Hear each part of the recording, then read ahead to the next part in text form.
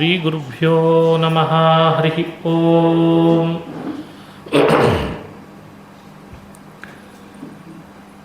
ಜನ್ಮಾದ್ಯಸ್ಯ ಯತೋನ್ಮಯಾದಿತರತಶ್ಚಾರ್ಥೇಷ್ವಭಿಜ್ಞಸ್ವರಾಟ್ ತೇನೇ ಬ್ರಹ್ಮಹೃದಾಯಾದಿಕವಯೇ ಮುಹ್ಯಂತಿ M ಸೂರಯಃ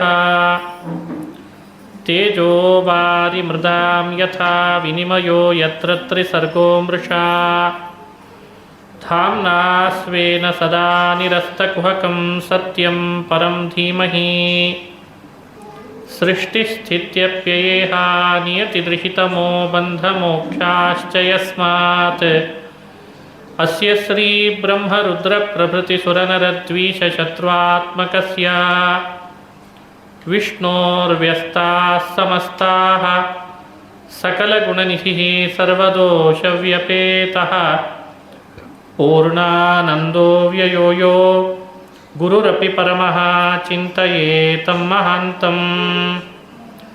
ನಾರಾಯಣಂ ನಮಸ್ಕೃತ್ಯ ನರಂ ಚೈವ ನರೋತ್ತಮಂ ದೇವೀಂ ಸರಸ್ವತೀಂ ವ್ಯಾಸಂ ತತೋ ಜಯಮುದೀರಯೇತ್.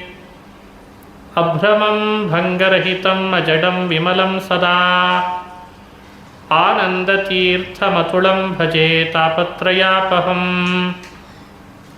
ಯಂ ಪ್ರವ್ರಜಂತಮನುಪೇತಮಪೇತಕೃತ್ಯಂ ದ್ವೈಪಾಯನೋ ವಿರಹಕಾತರಾಜುಹಾವ ಪುತ್ರೇತಿ ತನ್ಮಯತಯಾ ತರವೋಪಿ ನೇದುಃ ತಂ ಸರ್ವಭೂತಹೃದಯಂ ಮುನಿಮಾನತೋಸ್ಮಿ. ಮೂಕೋಪಿ ಯತ್ಪ್ರಸಾದೇನ ಮುಕುಂದಶಯನಾಯತೆ ರಾಜರಾಜಾಯತೆ ರಿಕ್ತೋ ರಾಘವೇಂದ್ರಂ ತಮಾಶ್ರಯೇ. ಆಪಾದಮೌಲಿಪರ್ಯಂತಂ ಗುರುಣಾಮಾಕೃತಿಂ ಸ್ಮರೇತ್ ತೇನ ವಿಘ್ನಾಃ ಪ್ರಣಶ್ಯಂತಿ ಸಿದ್ಧ್ಯಂತಿ ಚ ಮನೋರಥಾಃ. ಶ್ರೀ ಹರಿವಾಯು ಗುರುಗಳ ಚರಣಾರವಿಂದಗಳಲ್ಲಿ ಭಕ್ತಿಪೂರ್ವಕ ಪ್ರಣಾಮಗಳನ್ನು ಅರ್ಪಿಸಿ ಶ್ರೀಮದ್ ಭಾಗವತ ಮಹಾಪುರಾಣವನ್ನು ಇವತ್ತಿನಿಂದ ವೈಶಾಖ ಮಾಸದಲ್ಲಿ ಶುಕ್ಲ ಪಕ್ಷದಲ್ಲಿ ವಿಶೇಷ ಪರ್ವಕಾಲ ಇವತ್ತಿನಿಂದ ಪ್ರಾರಂಭ ಮಾಡ್ತಾ ಇದ್ದೇವೆ. ಭಾಗವತ ಮಹಾಪುರಾಣ ಕಲಿಯುಗದ ಸಜ್ಜನರೆಲ್ಲರೂ ಕೇಳಲೇಬೇಕಾದ ಪುರಾಣ. ಕಲಿಯುಗದಲ್ಲಿ ನಾವು ಅನುಭವಿಸುವ ದುಃಖಗಳು ಅಷ್ಟಿಷ್ಟಲ್ಲ. ಮನೆಯಲ್ಲಿ ಬೇರೆ ಬೇರೆ ಥರದ ತಾಪತ್ರಯಗಳು, ಆಧಿಭೌತಿಕ ತಾಪ, ಆಧ್ಯಾತ್ಮಿಕ ತಾಪ, ಆಧಿದೈವಿಕ ತಾಪ ಅಂತ ಹೇಳ್ತಾರೆ. ಈ ಮೂರು ಥರದ ತಾಪಗಳನ್ನು ಪರಿಹರಿಸ್ಕೊಳ್ಳಿಕ್ಕೆ ತಮ್ಮ ಶಕ್ತಿ ಸಾಲದಾಗಿರ್ತದೆ. ದೈವದ ಮೊರೆ ಹೋಗಿ ದೈವವನ್ನು ಪ್ರಾರ್ಥನೆ ಮಾಡಿಕೊಂಡು ದೈವದ ಬಲದಿಂದ ಆ ತಾಪಗಳನ್ನು ಪರಿಹಾರ ಮಾಡಿಕೊಳ್ಬೇಕು. ಹಾಗಾಗಿ ಕಲಿಯುಗದ ಆಸ್ತಿಕ ಸಜ್ಜನರನ್ನು ಉದ್ದೇಶಿಸಿ ಒಳ್ಳೆಯ ದೈವ ಬಲ ಸಂಪಾದನೆ ಮಾಡಿಕೊಂಡು ಅವರೆಲ್ಲರ ತಾಪತ್ರಯಗಳನ್ನು ಪರಿಹರಿಸಿಕೊಳ್ಳಿ ಅಂತ ಭಗವಾನ್ ನಾರಾಯಣ ವೇದವ್ಯಾಸ ರೂಪದಿಂದ ಅವತಾರ ಮಾಡಿ ಶ್ರೀಮದ್ ಭಾಗವತ ಪುರಾಣವನ್ನು ರಚನೆ ಮಾಡಿದ. ಹಾಗಾಗಿ ಭಾಗವತ ಪುರಾಣ ನಮ್ಮೆಲ್ಲರ ತಾಪಗಳನ್ನು ಕಳೀತದೆ. ಆ ಉದ್ದೇಶದಿಂದ ತಾಪತ್ರಯಗಳ ಪರಿಹಾರ ಮಾಡಿಕೊಳ್ಬೇಕು ಅಂತ ಭಾಗವತವನ್ನು ಕೇಳಬೇಕು. ಕಲಿಯುಗದಲ್ಲಿ ಭಾಗವತ ಕೇಳಿ ತಮ್ಮ ಅಭೀಷ್ಟಗಳನ್ನು ಪೂರ್ಣ ಮಾಡಿಕೊಂಡದ್ದೂ ಇದೆ. ಮನಸ್ಸಿನಲ್ಲಿ ನಾನಾ ಅಭೀಷ್ಟಗಳಿರ್ತವೆ. ಮನೋರಥಗಳನ್ನು ಪೂರ್ಣ ಮಾಡಿಕೊಳ್ಬೇಕಿರ್ತದೆ. ಅದಕ್ಕೆ ಸರಿಯಾದ ಉಪಾಯ ಸಿಗ್ತಾ ಇರಲ್ಲ. ಭಾಗವತ ಕಥಾ ಶ್ರವಣ ಮಾಡೋದ್ರಿಂದ ನಮ್ಮ ಮನಸ್ಸಿನ ಅಭೀಷ್ಟೆಯೂ ಪೂರ್ಣ ಆಗ್ತದೆ ಅಂತ ಹೇಳ್ತದೆ. ಅಭೀಷ್ಟ ಪೂರ್ಣ ಮಾಡಿಕೊಳ್ಳಿಕ್ಕೂ ಭಾಗವತ, ತಾಪತ್ರಯಗಳನ್ನು ಪರಿಹಾರ ಮಾಡಿಕೊಳ್ಳಿಕ್ಕೂ ಭಾಗವತ. ಇನ್ನೊಂದು, ನಾವೆಲ್ಲ ಈ ಸಂಸಾರದಿಂದ ಮುಕ್ತಿ ಪಡಿಬೇಕು. ಮೋಕ್ಷವನ್ನು ಪಡೀಲಿಕ್ಕೆ ಏನಾದರೂ ಒಂದು ಉಪಾಯ ಬೇಕಲ್ಲ. ಭಗವಂತನ ಅನುಗ್ರಹ ಪ್ರಸಾದ. ಆ ಭಗವಂತನ ಪ್ರಸಾದ ಸಂಪಾದನೆ ಆಗಬೇಕಾದ್ರೆ ಭಾಗವತವನ್ನು ಕಲಿಯುಗದಲ್ಲಿ ವಿಶೇಷವಾಗಿ ಶ್ರವಣ ಮಾಡಬೇಕು. ಹಾಗಾಗಿ ಮುಕ್ತಿ ಪಡೀಲಿಕ್ಕೂ ಕೂಡ ಶ್ರೀಮದ್ ಭಾಗವತ ಶ್ರವಣ ಅವಶ್ಯಕ ಅಂತ ಹೇಳ್ತಾರೆ. 3 ಬಾರಿ ಭಾಗವತ ಕಲಿಯುಗದೊಳಗೆ ನಡೆದದ್ದನ್ನು ಉಲ್ಲೇಖ ಮಾಡಿ ವೇದವ್ಯಾಸರು ತಿಳಿಸ್ತಾರೆ. ಐತಿಹಾಸಿಕವಾಗಿ ಭಾಗವತ 3 ಬಾರಿ ನಡೀತಂತೆ. 1 ಬಾರಿ ಭಾಗವತ ನಡೆದಾಗ ಗೋಕರ್ಣ ಅನ್ನುವ ವಿಪ್ರ ಹೇಳ್ದ, ತನ್ನ ಮನೆಯಲ್ಲೇ ಭಾಗವತ ಹೇಳ್ದ. ಯಾಕೆ ಹೇಳ್ದ ಅಂದರೆ ತನ್ನ ಅಣ್ಣನಿಗೆ ಮಾಡಬಾರ್ದ ಪಾಪಗಳನ್ನು ಮಾಡಿದ್ದರಿಂದ ಪ್ರೇತ ಶರೀರ ಬಂದಿತ್ತಂತೆ. ಆ ಪ್ರೇತ ಶರೀರ ನಿವೃತ್ತಿ ಆಗಲಿಕ್ಕೋಸ್ಕರ ಭಾಗವತ ಹೇಳ್ದ ಅಂತಾರೆ. ಅವರ ಅಣ್ಣ ಒಬ್ಬ ಇದ್ದ ಗೋಕರ್ಣನಿಗೆ. ಆತನ ಹೆಸರು ದುಂದುಕಾರಿ ಅಂತ. ಹೆಸರಿಗೆ ತಕ್ಕ ಹಾಗೆ ದುಂದುಕಾರಿ. ದುಂದು ವೆಚ್ಚ ಮಾಡೋದೇ ಅವನ ಕೆಲಸ. ಯಾವತ್ತೂ ಪುಣ್ಯದ ಕೆಲಸ ಮಾಡಲಿಲ್ಲ. ಜೂಜಾಡಿದ, ಸುರಾಪಾನ ಹೆಂಡ ಕುಡ್ದ, ಹೋಗಬಾರ್ದ ಕಡೆಗೆ ಹೋದ, ತಿನ್ನಬಾರ್ದದ್ದನ್ನೆಲ್ಲ ತಿಂದ, ಅಂತೂ ಮಾಡಬಾರ್ದದ್ದನ್ನೆಲ್ಲ ಮಾಡಿದ. ಆ ಪಾಪಕ್ಕೆ ಫಲವಾಗಿ ಅವನಿಗೆ ಪ್ರೇತ ಶರೀರ ಬಂತಂತೆ ದುಂದುಕಾರಿಗೆ. ಪ್ರೇತ ಶರೀರ ಬಂದ ಮೇಲೆ ಅವರ ತಮ್ಮನಿಗೆ ಕಾಡ್ಲಿಕ್ಕೆ ಶುರು ಮಾಡಿದ. ದುಂದುಕಾರಿಯ ತಮ್ಮ ಗೋಕರ್ಣ ಅಂತಿದ್ದ. ಆ ಗೋಕರ್ಣನಿಗೆ ಈ ಪ್ರೇತ ಗಂಟು ಬಿತ್ತು. ಪ್ರೇತ ಆದಾಗ ಕೆಲವರು ಭಾಳ ಕಾಡ್ತಾರೆ. ಪ್ರೇತ ಕಾಟ ಬಂತಲ್ಲ, ಏನಿದು ಅಂತ ಗೋಕರ್ಣ ಆ ಪ್ರೇತವನ್ನೇ ನಿಲ್ಲಿಸಿ ಕೇಳಿದ್ದಂತೆ, ಯಾರೋ ನೀನು ಎಷ್ಟು ಕಾಟ ಕೊಡ್ತಾ ಇದ್ದಿಲ್ಲ ನನಗೆ ಅನ್ನಂತೆ. ಆಗ ಆ ಗೋಕರ್ಣನಿಗೆ ಪ್ರೇತ ಹೇಳ್ತದೆ, ಗೋಕರ್ಣ, ನಾನು ನಿನ್ನ ಅಣ್ಣ ನನ್ನೇ ಮರೆತು ಬಿಟ್ಟೀಯಾ ಅಂತ ಕೇಳಿತಂತೆ. ನನ್ನ ಅಣ್ಣ ತೀರ್ಕೊಂಡಿದ್ದಾನೆ ಅಂತಂದ, ಸತ್ತೋಗಿದ್ದಾನೆ. ಅಷ್ಟೇ ಅಲ್ಲ, ನನ್ನ ಅಣ್ಣ ಮಾಡಬಾರ್ದದ್ದನ್ನು ಮಾಡಿ ಸತ್ತೋಗಿದ್ದಾನೆ. ನಾನು ತೀರ್ಥ ಕ್ಷೇತ್ರಗಳಿಗೆಲ್ಲ ಸಂಚಾರ ಮಾಡಿ ಗಯಾ ಕ್ಷೇತ್ರಕ್ಕೆ ಹೋಗಿದ್ದೆ. ಗಯಾ ಕ್ಷೇತ್ರದಲ್ಲಿ ಶ್ರಾದ್ದ ಮಾಡಿ ಪಿಂಡ ಪ್ರದಾನ ಮಾಡಿದೆ. ಅವನಿಗೆ ಮುಕ್ತಿ ಆಗಿರಬೇಕಲ್ಲ, ನೀ ನನ್ನ ಅಣ್ಣ ಅಂತಂತ ಇದ್ದಿ, ನಿನಗೆ ಗಯಾ ಕ್ಷೇತ್ರಕ್ಕೆ ಹೋಗಿ ಶ್ರಾದ್ದ ಮಾಡಿದರೂ ಮುಕ್ತಿ ಆಗಿಲ್ವೇ ಅಂತ ಕೇಳಿದ್ದಂತೆ. ಆಗ ಆ ಪ್ರೇತ ಹೇಳ್ತದೆ, ಗಯಾಶ್ರಾದ್ದ ಶತೇನಾಪಿ ಮುಕ್ತಿರ್ಮೇನ ಭವಿಷ್ಯತಿ. ನೋಡು ಗೋಕರ್ಣ, ನನ್ನ ಪಾಪ ಬಹಳ ದೊಡ್ಡದಿದೆ.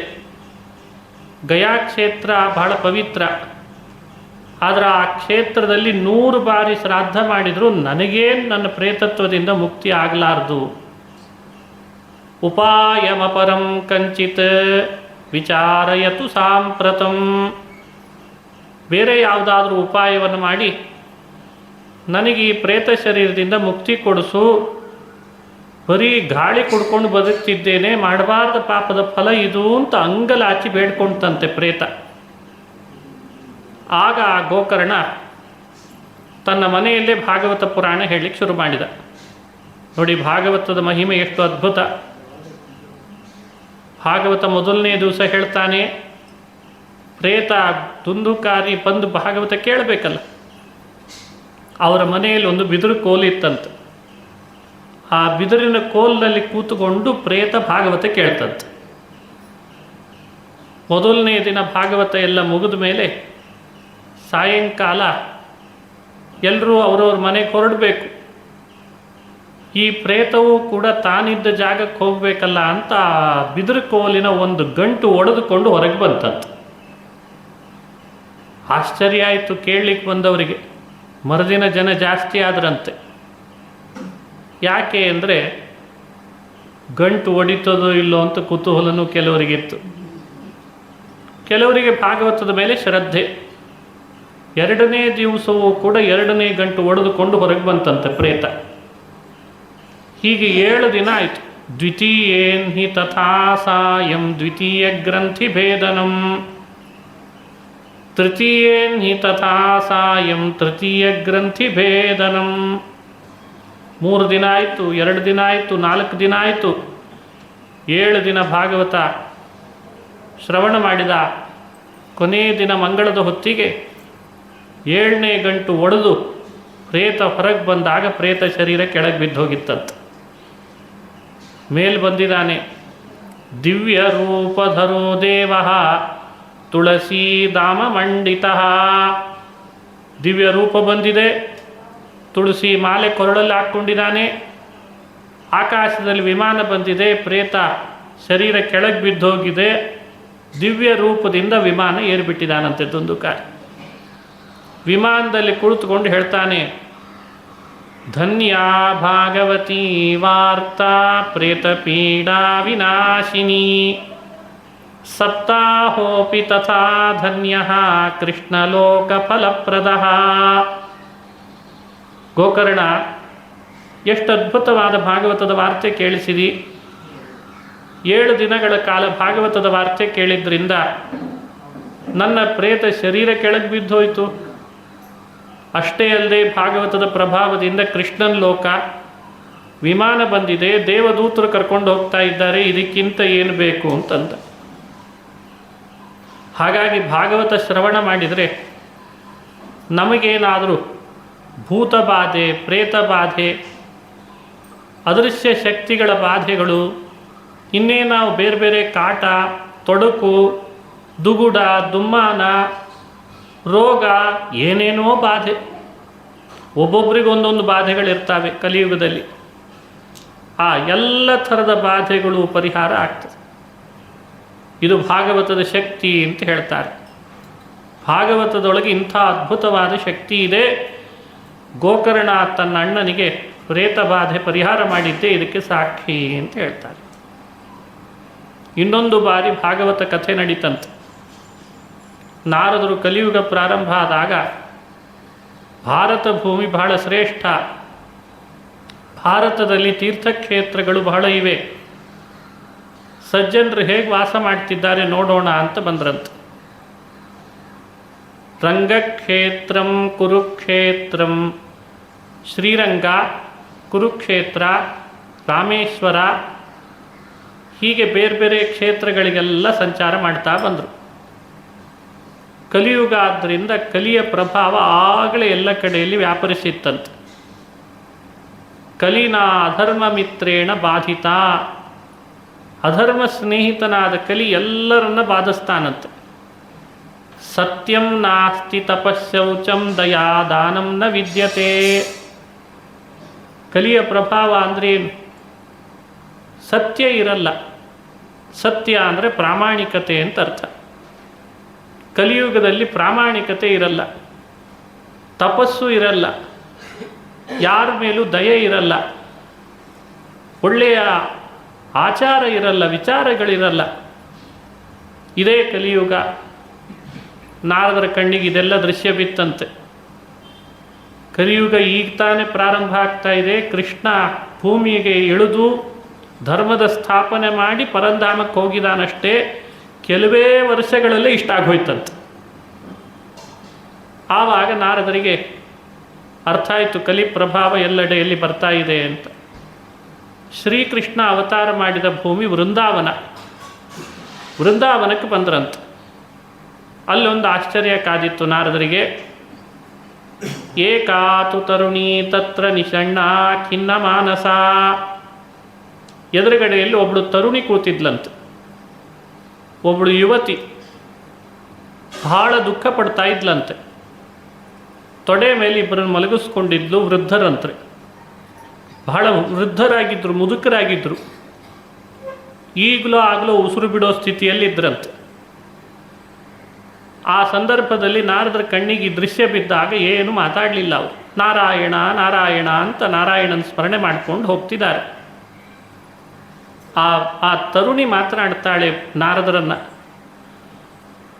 ನಾರದರೇ, ನೀವು ಲೋಕಕ್ಕೆಲ್ಲ ಹಿತವನ್ನು ಉಂಟು ಮಾಡುವ ಸಜ್ಜನರು, ಮಹಾತ್ಮರು, ನನಗಾದ ಬಾಧೆಯನ್ನು ಪರಿಹಾರ ಮಾಡಿ ಮುಂದಕ್ಕೆ ಹೊರಡ್ರಿ ಅಂತಂದ್ಲಂತೆ. ನಾರದರು ಸಹಜ ಕರುಣಿಗಳು. ಯಾರು ನೀನು ಅಂತ ಕೇಳಿದರು. ಗೊತ್ತಿತ್ತು ಅವರಿಗೆ, ಅವಳು ಯಾರು ಅಂತ ಗೊತ್ತು, ಅವಳ ಪರಿಸ್ಥಿತಿ ಏನು ಅಂತ ಗೊತ್ತು, ಆದರೂ ಕೇಳ್ತಾರೆ ಯಾರು ನೀನು. ಆಗ ಅವಳು ಹೇಳ್ತಾಳೆ ತನ್ನ ಪರಿಚಯ.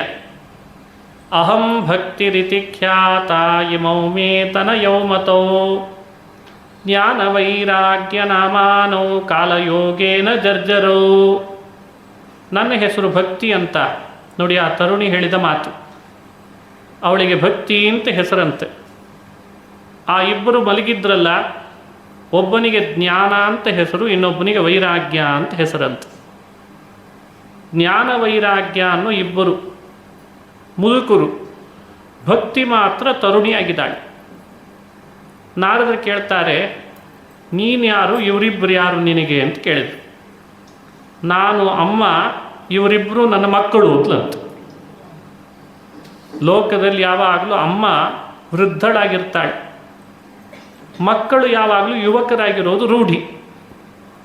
ಇಲ್ಲಿ ಮಾತ್ರ ವೈಪರೀತ್ಯ, ವ್ಯತ್ಯಾಸ ಆಗಿದೆ ಅಂತಾಳೆ ಪಾಪ.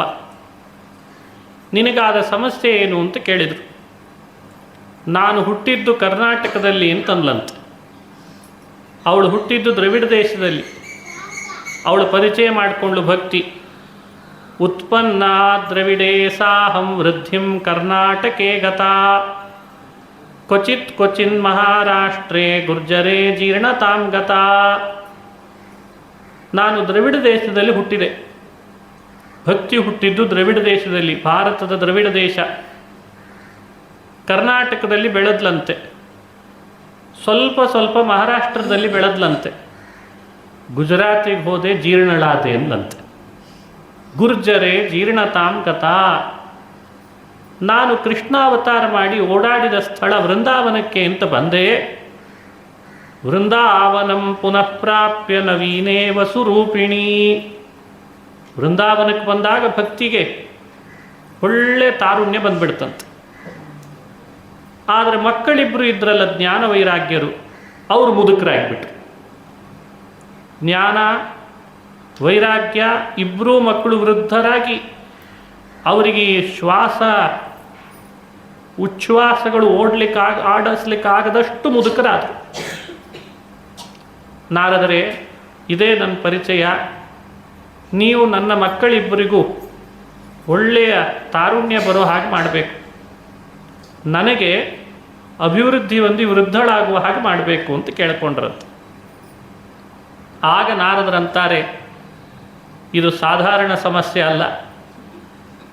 ಭಕ್ತಿ ಅಭಿವೃದ್ಧಳಾಗಿ ಜ್ಞಾನ ವೈರಾಗ್ಯರು ತರುಣರಾಗಬೇಕಾದ್ರೆ ಇದು ಸಾಧಾರಣ ಸಮಸ್ಯೆ ಅಲ್ಲ. ಲೋಕದಲ್ಲಿ ಬಹಳಷ್ಟು ಸಮಸ್ಯೆಗಳಿಗೆ ಬೇರೆ ಬೇರೆ ಪರಿಹಾರಗಳನ್ನು ಕಂಡುಕೊಳ್ತೇವೆ. ಆದರೆ ಇದು ಲೋಕದಲ್ಲಿ ಸಾಧಾರಣ ಸಮಸ್ಯೆಗೆ ಒಂದು ಸಾಧಾರಣ ಪರಿಹಾರ ಇರ್ತದೆ. ಇದು ಸಾಧಾರಣ ಸಮಸ್ಯೆನೇ ಅಲ್ಲ. ಇದಕ್ಕೇನಿದ್ರು ದೇವರೇ ಶರಣಾಗಬೇಕು, ದೇವರನ್ನೇ ಮೊರೆ ಹೋಗಬೇಕು ಅಂತ ನಾರದರು ಮನಸ್ಸಿನಲ್ಲಿ ಧ್ಯಾನ ಮಾಡಿದ್ರಂತೆ. ನಾರಾಯಣ, ಈ ಭಕ್ತಿಯ ವ್ಯಥೆ ಹೇಗೆ ಪರಿಹಾರ ಆಗಬೇಕು ನೀನೇ ಹೇಳು. ಭಗವಂತ ನಾರದರಿಗೆ ಬಹಳ ಪ್ರಿಯನಾದವನು, ಜ್ಞಾನಿ ಪ್ರಿಯನಾದ ಕರುಣಾಸಾಗರನಾದ ಶ್ರೀಹರಿ ನಾರದರು ಮೊರೆ ಹೋದದ್ದಕ್ಕೆ ಅಶರೀರವಾಣಿ ಮಾಡಿದ. ಒಂದು ಅಶರೀರವಾಣಿ ಆಯ್ತಂತ. ಆವಾಗ ಹೇಳ್ತಾನೆ ನಾರದ, ಏತದರ್ಥಂತು ಸತ್ಕರ್ಮ ಸುರರ್ಷೇ ತ್ವಂ ಸಮಾಚರ. ಹೇ ಸುರರ್ಷಿ ನಾರದ, ಆ ಭಕ್ತಿಯ ವ್ಯಥೆ ಪರಿಹಾರ ಆಗಬೇಕು ಅಂತಾದರೆ ನೀನೊಂದು ಸತ್ಕರ್ಮವನ್ನು ಆಚರಣೆ ಮಾಡು ಅಂತ. ಸತ್ಕರ್ಮ ಆಚರಣೆ ಮಾಡಲಿಕ್ಕೆ ಹೇಳಿದಾನೆ ಅಂತ ನಾರದರು ತಮಗೆ ತಿಳಿದಂತೆ ಬಹಳಷ್ಟು ಸತ್ಕರ್ಮಗಳನ್ನು ಆಚರಣೆ ಮಾಡಿದ್ರಂತೆ. ಹೋಮ ಮಾಡಿದರು, ಹವನಗಳನ್ನು, ಯಜ್ಞಗಳ, ಯಾಗಗಳ ಸರಮಾಲೆಗಳನ್ನೇ ಆಚರಣೆ ಮಾಡಿದರು. ಗೀತಾ ಪಾಠ ಮಾಡಿದರು, ವೇದಾಂತಗಳ ಘೋಷಣೆ ಮಾಡಿಸಿದರು, ಪಾರಾಯಣ ಮಾಡಿಸಿದರು. ವೇದಾಂತ ಘೋಷೈಶ್ಚ ಗೀತಾ ಪಾಠೈರ್ಮುಹುರ್ಮುಹು. ನಾರದರಿಗೆ ಗೊತ್ತಿತ್ತು ಇವೆಲ್ಲ ಸತ್ಕರ್ಮಗಳು ಅಂತ ಮಾಡಿದರು. ಆದರೆ ಭಕ್ತಿಯ ವ್ಯಥೆ ಪರಿಹಾರ ಆಗಲೇ ಇಲ್ಲ. ಈಗೇನು ಮಾಡಬೇಕು? ಯಾರ್ಯಾರು ಎಲ್ಲೆಲ್ಲಿ ಯಾವ್ಯಾವ ರೀತಿ ಸತ್ಕರ್ಮಗಳನ್ನು ಮಾಡ್ತಿರ್ತಾರೋ ಅವರನ್ನೆಲ್ಲ ಭೇಟಿಯಾದಾಗ ದೇವರು ಸತ್ಕರ್ಮ ಮಾಡಲಿಕ್ಕೆ ಹೇಳಿದಾನೆ, ಭಕ್ತಿಯ ವ್ಯಥೆ ಪರಿಹಾರ ಆಗಲಿಕ್ಕೆ ನಿಮಗೇನಾದರೂ ಗೊತ್ತಿದ್ರೆ ಹೇಳ್ರಿ, ಅದನ್ನೂ ಮಾಡ್ತೇನೆ ಅಂತಿದ್ರಂತೆ ನಾರದರು. ಅವರವರಿಗೆ ತಿಳಿದದ್ದನ್ನೆಲ್ಲ ಮಾಡಿ ಆಗಿತ್ತು. ಒಂದು ಸಲ ಸನತ್ ಕುಮಾರರ ಭೇಟಿ ಆಯ್ತಂತೆ ನಾರದರಿಗೆ. ಸನತ್ ಕುಮಾರರು ಅಂದರೆ ಬ್ರಹ್ಮಮಾನಸ ಪುತ್ರರು. ಅವರನ್ನು ಭೇಟಿ ಆದಾಗ ನಾರದರು ಕೇಳ್ತಾರೆ, ನಾರದರು ಮಾತನಾಡಿದರು, ಸನತ್ ಕುಮಾರರೇ, ಈ ಸತ್ಕರ್ಮ ಮಾಡು ಅಂತ ಹೇಳಿದ ನಾರಾಯಣ ಅಶರೀರವಾಣಿ ಮೂಲಕ, ನೀವು ಯಾವುದಾದ್ರೂ ಒಂದು ಸತ್ಕರ್ಮ ಇದ್ದರೆ ತಿಳಿಸಿ, ಅದನ್ನೂ ಮಾಡ್ತೇನೆ ಅಂದ್ರಂತ. ಸನತ್ ಕುಮಾರ್ ಹೇಳ್ತಾರೆ, ನಾರದ, ಸತ್ಕರ್ಮ ಅಂದರೆ ಯಾವುದು ಅಂತ ತಿಳಿದಿದ್ದಿ. ವೇದೋಪನಿಷದಾತ್ ಜಾತಾಂ, ವೇದ ಉಪನಿಷತ್ತುಗಳು ಇವುಗಳ ಸಾರಭೂತವಾಗಿ ಬಂದಂತಹ ಶ್ರೀಮದ್ ಭಾಗವತವೇ ಸತ್ಕರ್ಮ ಅಂತಂದ್ರಂತ. ಭಾಗವತವನ್ನು ಚೆನ್ನಾಗಿ ಪ್ರವಚನ ಮಾಡಿಸಿದರೆ, ಜ್ಞಾನಯಜ್ಞವನ್ನು ಆಚರಣೆ ಮಾಡಿದರೆ ಭಕ್ತಿಯ ವ್ಯಥೆ ಪರಿಹಾರ ಆಗ್ತದೆ ಅಂತ ಹೇಳ್ತಾರೆ. ಆ ಭಕ್ತಿಯ ವ್ಯಥೆ ಪರಿಹಾರ ಆಗಲಿಕ್ಕೆ ಇದಕ್ಕಿಂತ ಬೇರೆ ಉಪಾಯ ಇಲ್ಲ ಅಂತಂದ್ರಂತ. ವೇದದ ಸಾರ, ಉಪನಿಷತ್ತುಗಳ ಸಾರ, ಮಹಾಭಾರತದ ಅರ್ಥ ಎಲ್ಲ ತುಂಬಿ ತುಳುಕುವಂತಹದ್ದು ಅಂದರೆ ಶ್ರೀಮದ್ ಭಾಗವತ. ಹಾಗಾಗಿ ವೇದ ಉಪನಿಷತ್ತುಗಳ ಸಾರಭೂತವಾದ ಶ್ರೀಮದ್ ಭಾಗವತದ ಕಥೆಯನ್ನು ಚೆನ್ನಾಗಿ ಶ್ರವಣ ಮಾಡಿಸಿದರೆ, ಹೇಳಿಸಿದರೆ, ಜ್ಞಾನಯಜ್ಞ ಮಾಡಿಸಿದರೆ ಸತ್ಕರ್ಮ ಅಂತ ಆಗ್ತದೆ. ಸನತ್ ಕುಮಾರರ ಮಾತು ಕೇಳಿ ನಾರದರಂತಾರೆ, ಸನತ್ ಕುಮಾರರೇ, ನೀವೇ ಹೇಳಿಬಿಡಿ ಭಾಗವತವನ್ನು ಅಂದ್ರಂತ. ಗಂಗಾ ನದಿ ತೀರದಲ್ಲಿ ಆನಂದವನ ಅಂತ ಒಂದು ಕ್ಷೇತ್ರ. ಗಂಗಾ ತೀರದಲ್ಲಿ ನಾರದರು ಆಯೋಜಕರಾದರು, ಭಾಗವತದ ಆಯೋಜಕರು. ಸನತ್ ಕುಮಾರರು ಪ್ರವಚನಕಾರರಾದರು. ಅತ್ರಿ, ವಸಿಷ್ಠ, ಚವನ, ಭರದ್ವಾಜ, ಮೇಧಾತಿಥಿ, ದೇವಲ, ಆರ್ಷ್ಟಿಷೇಣ, ಉಚಥ್ಯ, ಇಂದ್ರಪ್ರಮದ, ಇದ್ಮವಾಹ ಇವರೆಲ್ಲ ದೊಡ್ಡ ದೊಡ್ಡ ಬ್ರಹ್ಮರ್ಷಿಗಳು. ಅತ್ರಿರ್ವಸಿಷ್ಠಶ್ಚವನ ಶರದ್ವಾನ್, ಮೇಧಾತಿಥಿರ್ದೇವಲ ಆರ್ಷ್ಟಿಷೇಣ ಎಲ್ಲ ಬ್ರಹ್ಮರ್ಷಿಗಳು ಸೇರಿದ್ರಂತೆ ಭಾಗವತ ಶ್ರವಣ ಆಗಬೇಕು ಅಂತ. ಸನತ್ ಕುಮಾರರು ಭಾಗವತ ಹೇಳ್ತಿದ್ದಾರೆ, ಇದು ಜನ್ಮ ಜನ್ಮಗಳ ಸುಕೃತ, ನಾವೂ ಬರ್ತೇವೆ ಅಂತ ಬಂದು ಪಾಲ್ಗೊಂಡ್ರಂತೆ. ಸನತ್ ಕುಮಾರರು ಭಾಗವತ ಹೇಳಲಿಕ್ಕೆ ಪ್ರಾರಂಭ ಮಾಡಿದಾಗ ಆ ಭಕ್ತಿ ವೃಂದಾವನದಿಂದ ತನ್ನ ಜ್ಞಾನ ವೈರಾಗ್ಯರನ್ನು ಕರ್ಕೊಂಡು ಅಲ್ಲಿಗೆ ಬಂದ್ಲಂತೆ. ಅಲ್ಲಿಗೆ ಬಂದು ಭಾಗವತ ಶ್ರವಣ ಮಾಡ್ತಾಳೆ. 7 ದಿನಗಳ ಕಾಲ ಭಾಗವತ ಶ್ರವಣ ಮಾಡಿದರು. ಎಲ್ಲ ಬ್ರಹ್ಮರ್ಷಿಗಳು, ಬ್ರಹ್ಮಜ್ಞಾನಿಗಳೆಲ್ಲ ಭಾಗವತ ಕೇಳಿದರು. ನೋಡಿ, ಭಾಗವತದ ಪ್ರಭಾವದಿಂದ ಜ್ಞಾನ ವೈರಾಗ್ಯರಲ್ಲಿದ್ದಂತಹ ಮುದುಕತನ, ವೃದ್ಧಾಪ್ಯ ಕಳೆದು ತಾರುಣ್ಯ ಬಂದ್ಬಿಡ್ತಂತೆ. ಅವಳಲ್ಲಿ ಸೇರಿಕೊಂಡ ತಾರುಣ್ಯ ಹೋಗಿ ವೃದ್ಧಾಪ್ಯ ಬಂತಂತ, ಅವಳಿಗೆ ವೃದ್ಧಳಾದ್ಲಂತ. ಭಾಗವತದ ಕೊನೆ ಮಂಗಳದ ದಿನ ಭಕ್ತಿ ಸುತೌ ತೌ ತರುಣೌ ಗೃಹೀತ್ವಾ ಪ್ರೇಮೈಕರೂಪಾ ಸಹಸಾ ವಿರಾಸೀತ್ ಶ್ರೀಕೃಷ್ಣ ಗೋವಿಂದ ಹರೇ ಮುರಾರೇ ನಾಥೇತಿ ನಾಮಾನಿ ಮುಹುರ್ವದಂತಿ. ಶ್ರೀಕೃಷ್ಣ, ಗೋವಿಂದ, ಹರೇ, ಮುರಾರೇ, ನಾಥ, ಇದು ಭಕ್ತಿ ಬಾಯಲ್ಲಿ ಬರ್ತಾ ಇದೆ ಅಂತೆ ನಾಮ. ಶ್ರೀಕೃಷ್ಣ ಗೋವಿಂದ ಹರೇ ಮುರಾರೇ ನಾಥೇತಿ ನಾಮಾನಿ ಮುಹುರ್ವದಂತಿ. ಮೇಲಿಂದ ಮೇಲೆ ಹೇಳ್ತಿದ್ದಾಳಂತೆ ಭಕ್ತಿ ಬಾಯಲ್ಲಿ. ನೋಡಿ, ಭಾಗವತದ ಪ್ರಭಾವ ಅಂದರೆ ಭಗವಂತನ ನಾಮ ನಿರಂತರ ಬಾಯಲ್ಲಿ ಬರುವಂತೆ ಮಾಡಿಬಿಡ್ತದಂತೆ. ನಾಮ ಬಾಯಲ್ಲಿ ಹೇಳ್ತಾ ಹೇಳ್ತಾ ಅಭಿವೃದ್ಧಳಾಗಿ ನಿಂತಲು. ಜ್ಞಾನ ವೈರಾಗ್ಯರನ್ನು ಕೈಗಟ್ಟಿ ಹಿಡಿದು ತನ್ನ ಮಕ್ಕಳನ್ನು ತಾನೂ ಕುಣಿತಾಳೆ, ಅವರನ್ನೂ ಕುಣಿಸ್ತಾಳಂತೆ ಸಭೆಯೊಳಗೆ. ಭಾಗವತ ಕೇಳಲಿಕ್ಕೆ ಬಂದವರೆಲ್ಲ ದೊಡ್ಡ ದೊಡ್ಡ ಜ್ಞಾನಿ ಋಷಿಗಳು, ತಪಸ್ವಿಗಳು, ಜ್ಞಾನಿ ವರೇಣ್ಯರು. ಅವರು ವರ ಕೊಟ್ರಂತೆ, ಭಕ್ತಿ ನಿನ್ನ ನಿಮಿತ್ತದಿಂದ ನಾವೆಲ್ಲ ಭಾಗವತ ಕಥಾ ಕೇಳಿದ್ವಿ, ಹಾಗಾಗಿ ನಿನಗೆ ನಾವು ವರ ಕೊಡ್ತೇವೆ. ಇನ್ಮೇಲಿಂದ ನೀನು ಎಲ್ಲೋ ಹುಟ್ಟಿದೆ, ಎಲ್ಲೋ ಬೆಳೆದೆ, ಇನ್ನೆಲ್ಲೋ ಬಂದು ಜೀರ್ಣಳಾದೆ, ಹಾಗೆಲ್ಲ ಆಗಬಾರ್ದು ಅಂದ್ರಂತ. ನಿನಗೊಂದು ಸ್ಥಿರ ನೆಲೆ ನಾವು ಕಲ್ಪಿಸ್ತೀವಿ. ನೀನು ಎಲ್ಲಿರಬೇಕು ಇನ್ಮೇಲೆ ಅಂದರೆ, ಭಕ್ತೇಶು ಗೋವಿಂದ ಸ್ವರೂಪಕರ್ತ್ರೀ ಪ್ರೇಮೈಕಧರ್ತ್ರೀ ಭವರೋಗಹಂತ್ರೀ ಸಾತ್ವಂಚ ತಿಷ್ಠಸ್ವ ಸುಧೈರ್ಯ ಸಂಶ್ರಯ ನಿರಂತರಂ ವೈಷ್ಣವ ಮಾನಸಾನಿ. ನೀನು ಎಲ್ಲಿರಬೇಕು ಅಂತ ನೀನು ಇಷ್ಟು ದಿವಸ ನಿನಗೊಂದು ಒಳ್ಳೆ ನಿವಾಸ ಇಲ್ಲದೆ ಅಲದಾಡ್ತಾ ಇದ್ದೀಯಲ್ಲ, ಇನ್ನು ಮೇಲೆ ಹಾಗಾಗಬಾರ್ದು. ಎಲ್ಲಿ ಭಾಗವತ ಕಥಾ ಶ್ರವಣ ಮಾಡ್ತಾ ಇರ್ತಾರೆ, ಭಾಗವತವನ್ನು ಚೆನ್ನಾಗಿ ಆಯೋಜನೆ ಮಾಡ್ತಾರೆ, ಹೇಳ್ತಾರೆ, ಆ ಹೇಳುವ ಹಾಗೂ ಕೇಳುವ ಮತ್ತು ಹೇಳುವ ಕೇಳುವ ಯೋಜನೆ ಮಾಡುವ ಆ ಮನಸ್ಸಿನೊಳಗೆಲ್ಲ ನೀನು ನೆಲೆಸಬೇಕು ಅಂತ ವರ ಕೊಟ್ರಂತ. ನೋಡಿ, ಭಾಗವತದ ಆಯೋಜನೆ ನಡೆದಿದೆ ಇಲ್ಲಿ ಕೇಳುವವರು, ಹೇಳುವವರು, ಈ ಹೇಳುವ ಕೇಳುವ ಆಯೋಜನೆ ಮಾಡಿದವರು, ಇವರೆಲ್ಲರ ಮನಸ್ಸಿನಲ್ಲಿ ಭಾಗವತ ಹೇಳೋಣದ್ರಿಂದ ಭಕ್ತಿ ಬಂದು ನೆಲೆಸೋ ಹಾಗೆ ಆಗ್ತದಂತ. ಹಾಗೆ ಅವತ್ತೇ ವರ ಕೊಟ್ಟಿದ್ದಾರೆ. ಒಬ್ಬಂಟಿಗಳಾಗಿ ನೆಲೆಸಬೇಡ, ಅವರ ಮನಸ್ಸಿನಲ್ಲಿ ಸ್ಥಿರ ಮಾಡುವಾಗ ನೀನು ನಿನ್ನ ಮಕ್ಕಳಿಬ್ಬರು ಜ್ಞಾನ ವೈರಾಗ್ಯ ಇಬ್ಬರಿಂದ ಕೂಡಿಕೊಂಡು ಎಲ್ಲರ ಮನಸ್ಸಿನೊಳಗೆ ಸ್ಥಿರವಾಗಿ ಬೇರೂರು. ಇದೇ ಭಾಗವತ ಶ್ರವಣದ ಫಲ ಅಂತ ಹೇಳ್ತಾರೆ. ಭಕ್ತಿ ಜ್ಞಾನ ವಿರಾಗಾಣ ಸ್ಥಾಪನಾಯ ಪ್ರಕಾಶಿತಂ.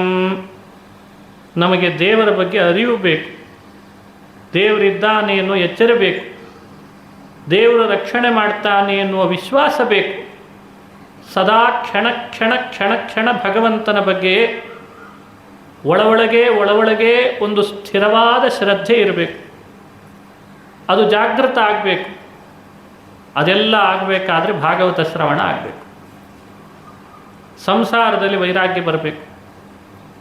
ಇಲ್ಲೇನಿಲ್ಲ, ಇದು ಶಾಶ್ವತ ಅಲ್ಲ, ಈ ದೇಹ ಶಾಶ್ವತ ಅಲ್ಲ, ದೇಹ ಸಂಬಂಧಿಗಳು ಶಾಶ್ವತ ಅಲ್ಲ, ದೇಹಕ್ಕೆ ಮಾಡುವ ಉಪಚಾರಗಳು ಶಾಶ್ವತ ಅಲ್ಲ, ಈ ಮನೆ, ಈ ಅಂತಸ್ತು, ಈ ವಾಹನ, ಈ ಭೂಮಿ, ಈ ಅಧಿಕಾರ, ಇದ್ಯಾವುದು ಶಾಶ್ವತ ಅಲ್ಲ.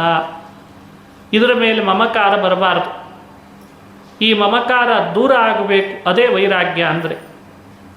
ಆ ವೈರಾಗ್ಯ ನಮಗೆ ಸ್ಥಿರ ಆಗಬೇಕಾದ್ರೆ ಭಾಗವತ ಶ್ರವಣ ಆಗಬೇಕು. ಭಗವಂತನಲ್ಲಿ ಸಹಜವಾದ ಸ್ಥಿರವಾದ ಶ್ರದ್ಧೆ, ಜೊತೆಯಲ್ಲಿ ಸ್ನೇಹ, ಪ್ರೇಮ, ಭಕ್ತಿಯ ಅತಿಶಯ ಅದು ಉಂಟಾಗಬೇಕು. ಎಲ್ಲ ವಸ್ತುಗಳ ಮೇಲೆ ನಾವು ಮಾಡುವ ಸ್ನೇಹಕ್ಕಿಂತ ಅನಂತಪಟ್ಟು ಸ್ನೇಹವನ್ನು ದೇವರಲ್ಲಿ ಮಾಡಬೇಕು. ಆ ಸ್ನೇಹ ಉಂಟಾಗಬೇಕಾದ್ರೆ ಅವನು ಮಾಡುವ ಉಪಕಾರ ಎಂಥದ್ದು ಅಂತ ನಮಗೆ ಅರಿವಿಗೆ ಬರಬೇಕು. ತಾಯಿಯ ಮೇಲೆ ಸ್ನೇಹ ಯಾಕೆ ಮಾಡ್ತಾನೆ? ತಾಯಿಯ ಉಪಕಾರ ಗೊತ್ತಿದ್ದವನು ಚೆನ್ನಾಗಿ ಸ್ನೇಹ ಮಾಡ್ತಾನೆ. ತಂದೆಯ ಮೇಲೆ ಸ್ನೇಹ ಯಾವಾಗ ಮಾಡ್ತಾನೆ? ತಂದೆ ನಮ್ಮ ಮೇಲೆ ಮಾಡಿದ ಉಪಕಾರ ಎಷ್ಟು ದೊಡ್ಡದು ಅಂತ ಗೊತ್ತಿದ್ದರೆ ಮಾಡ್ತಾನೆ.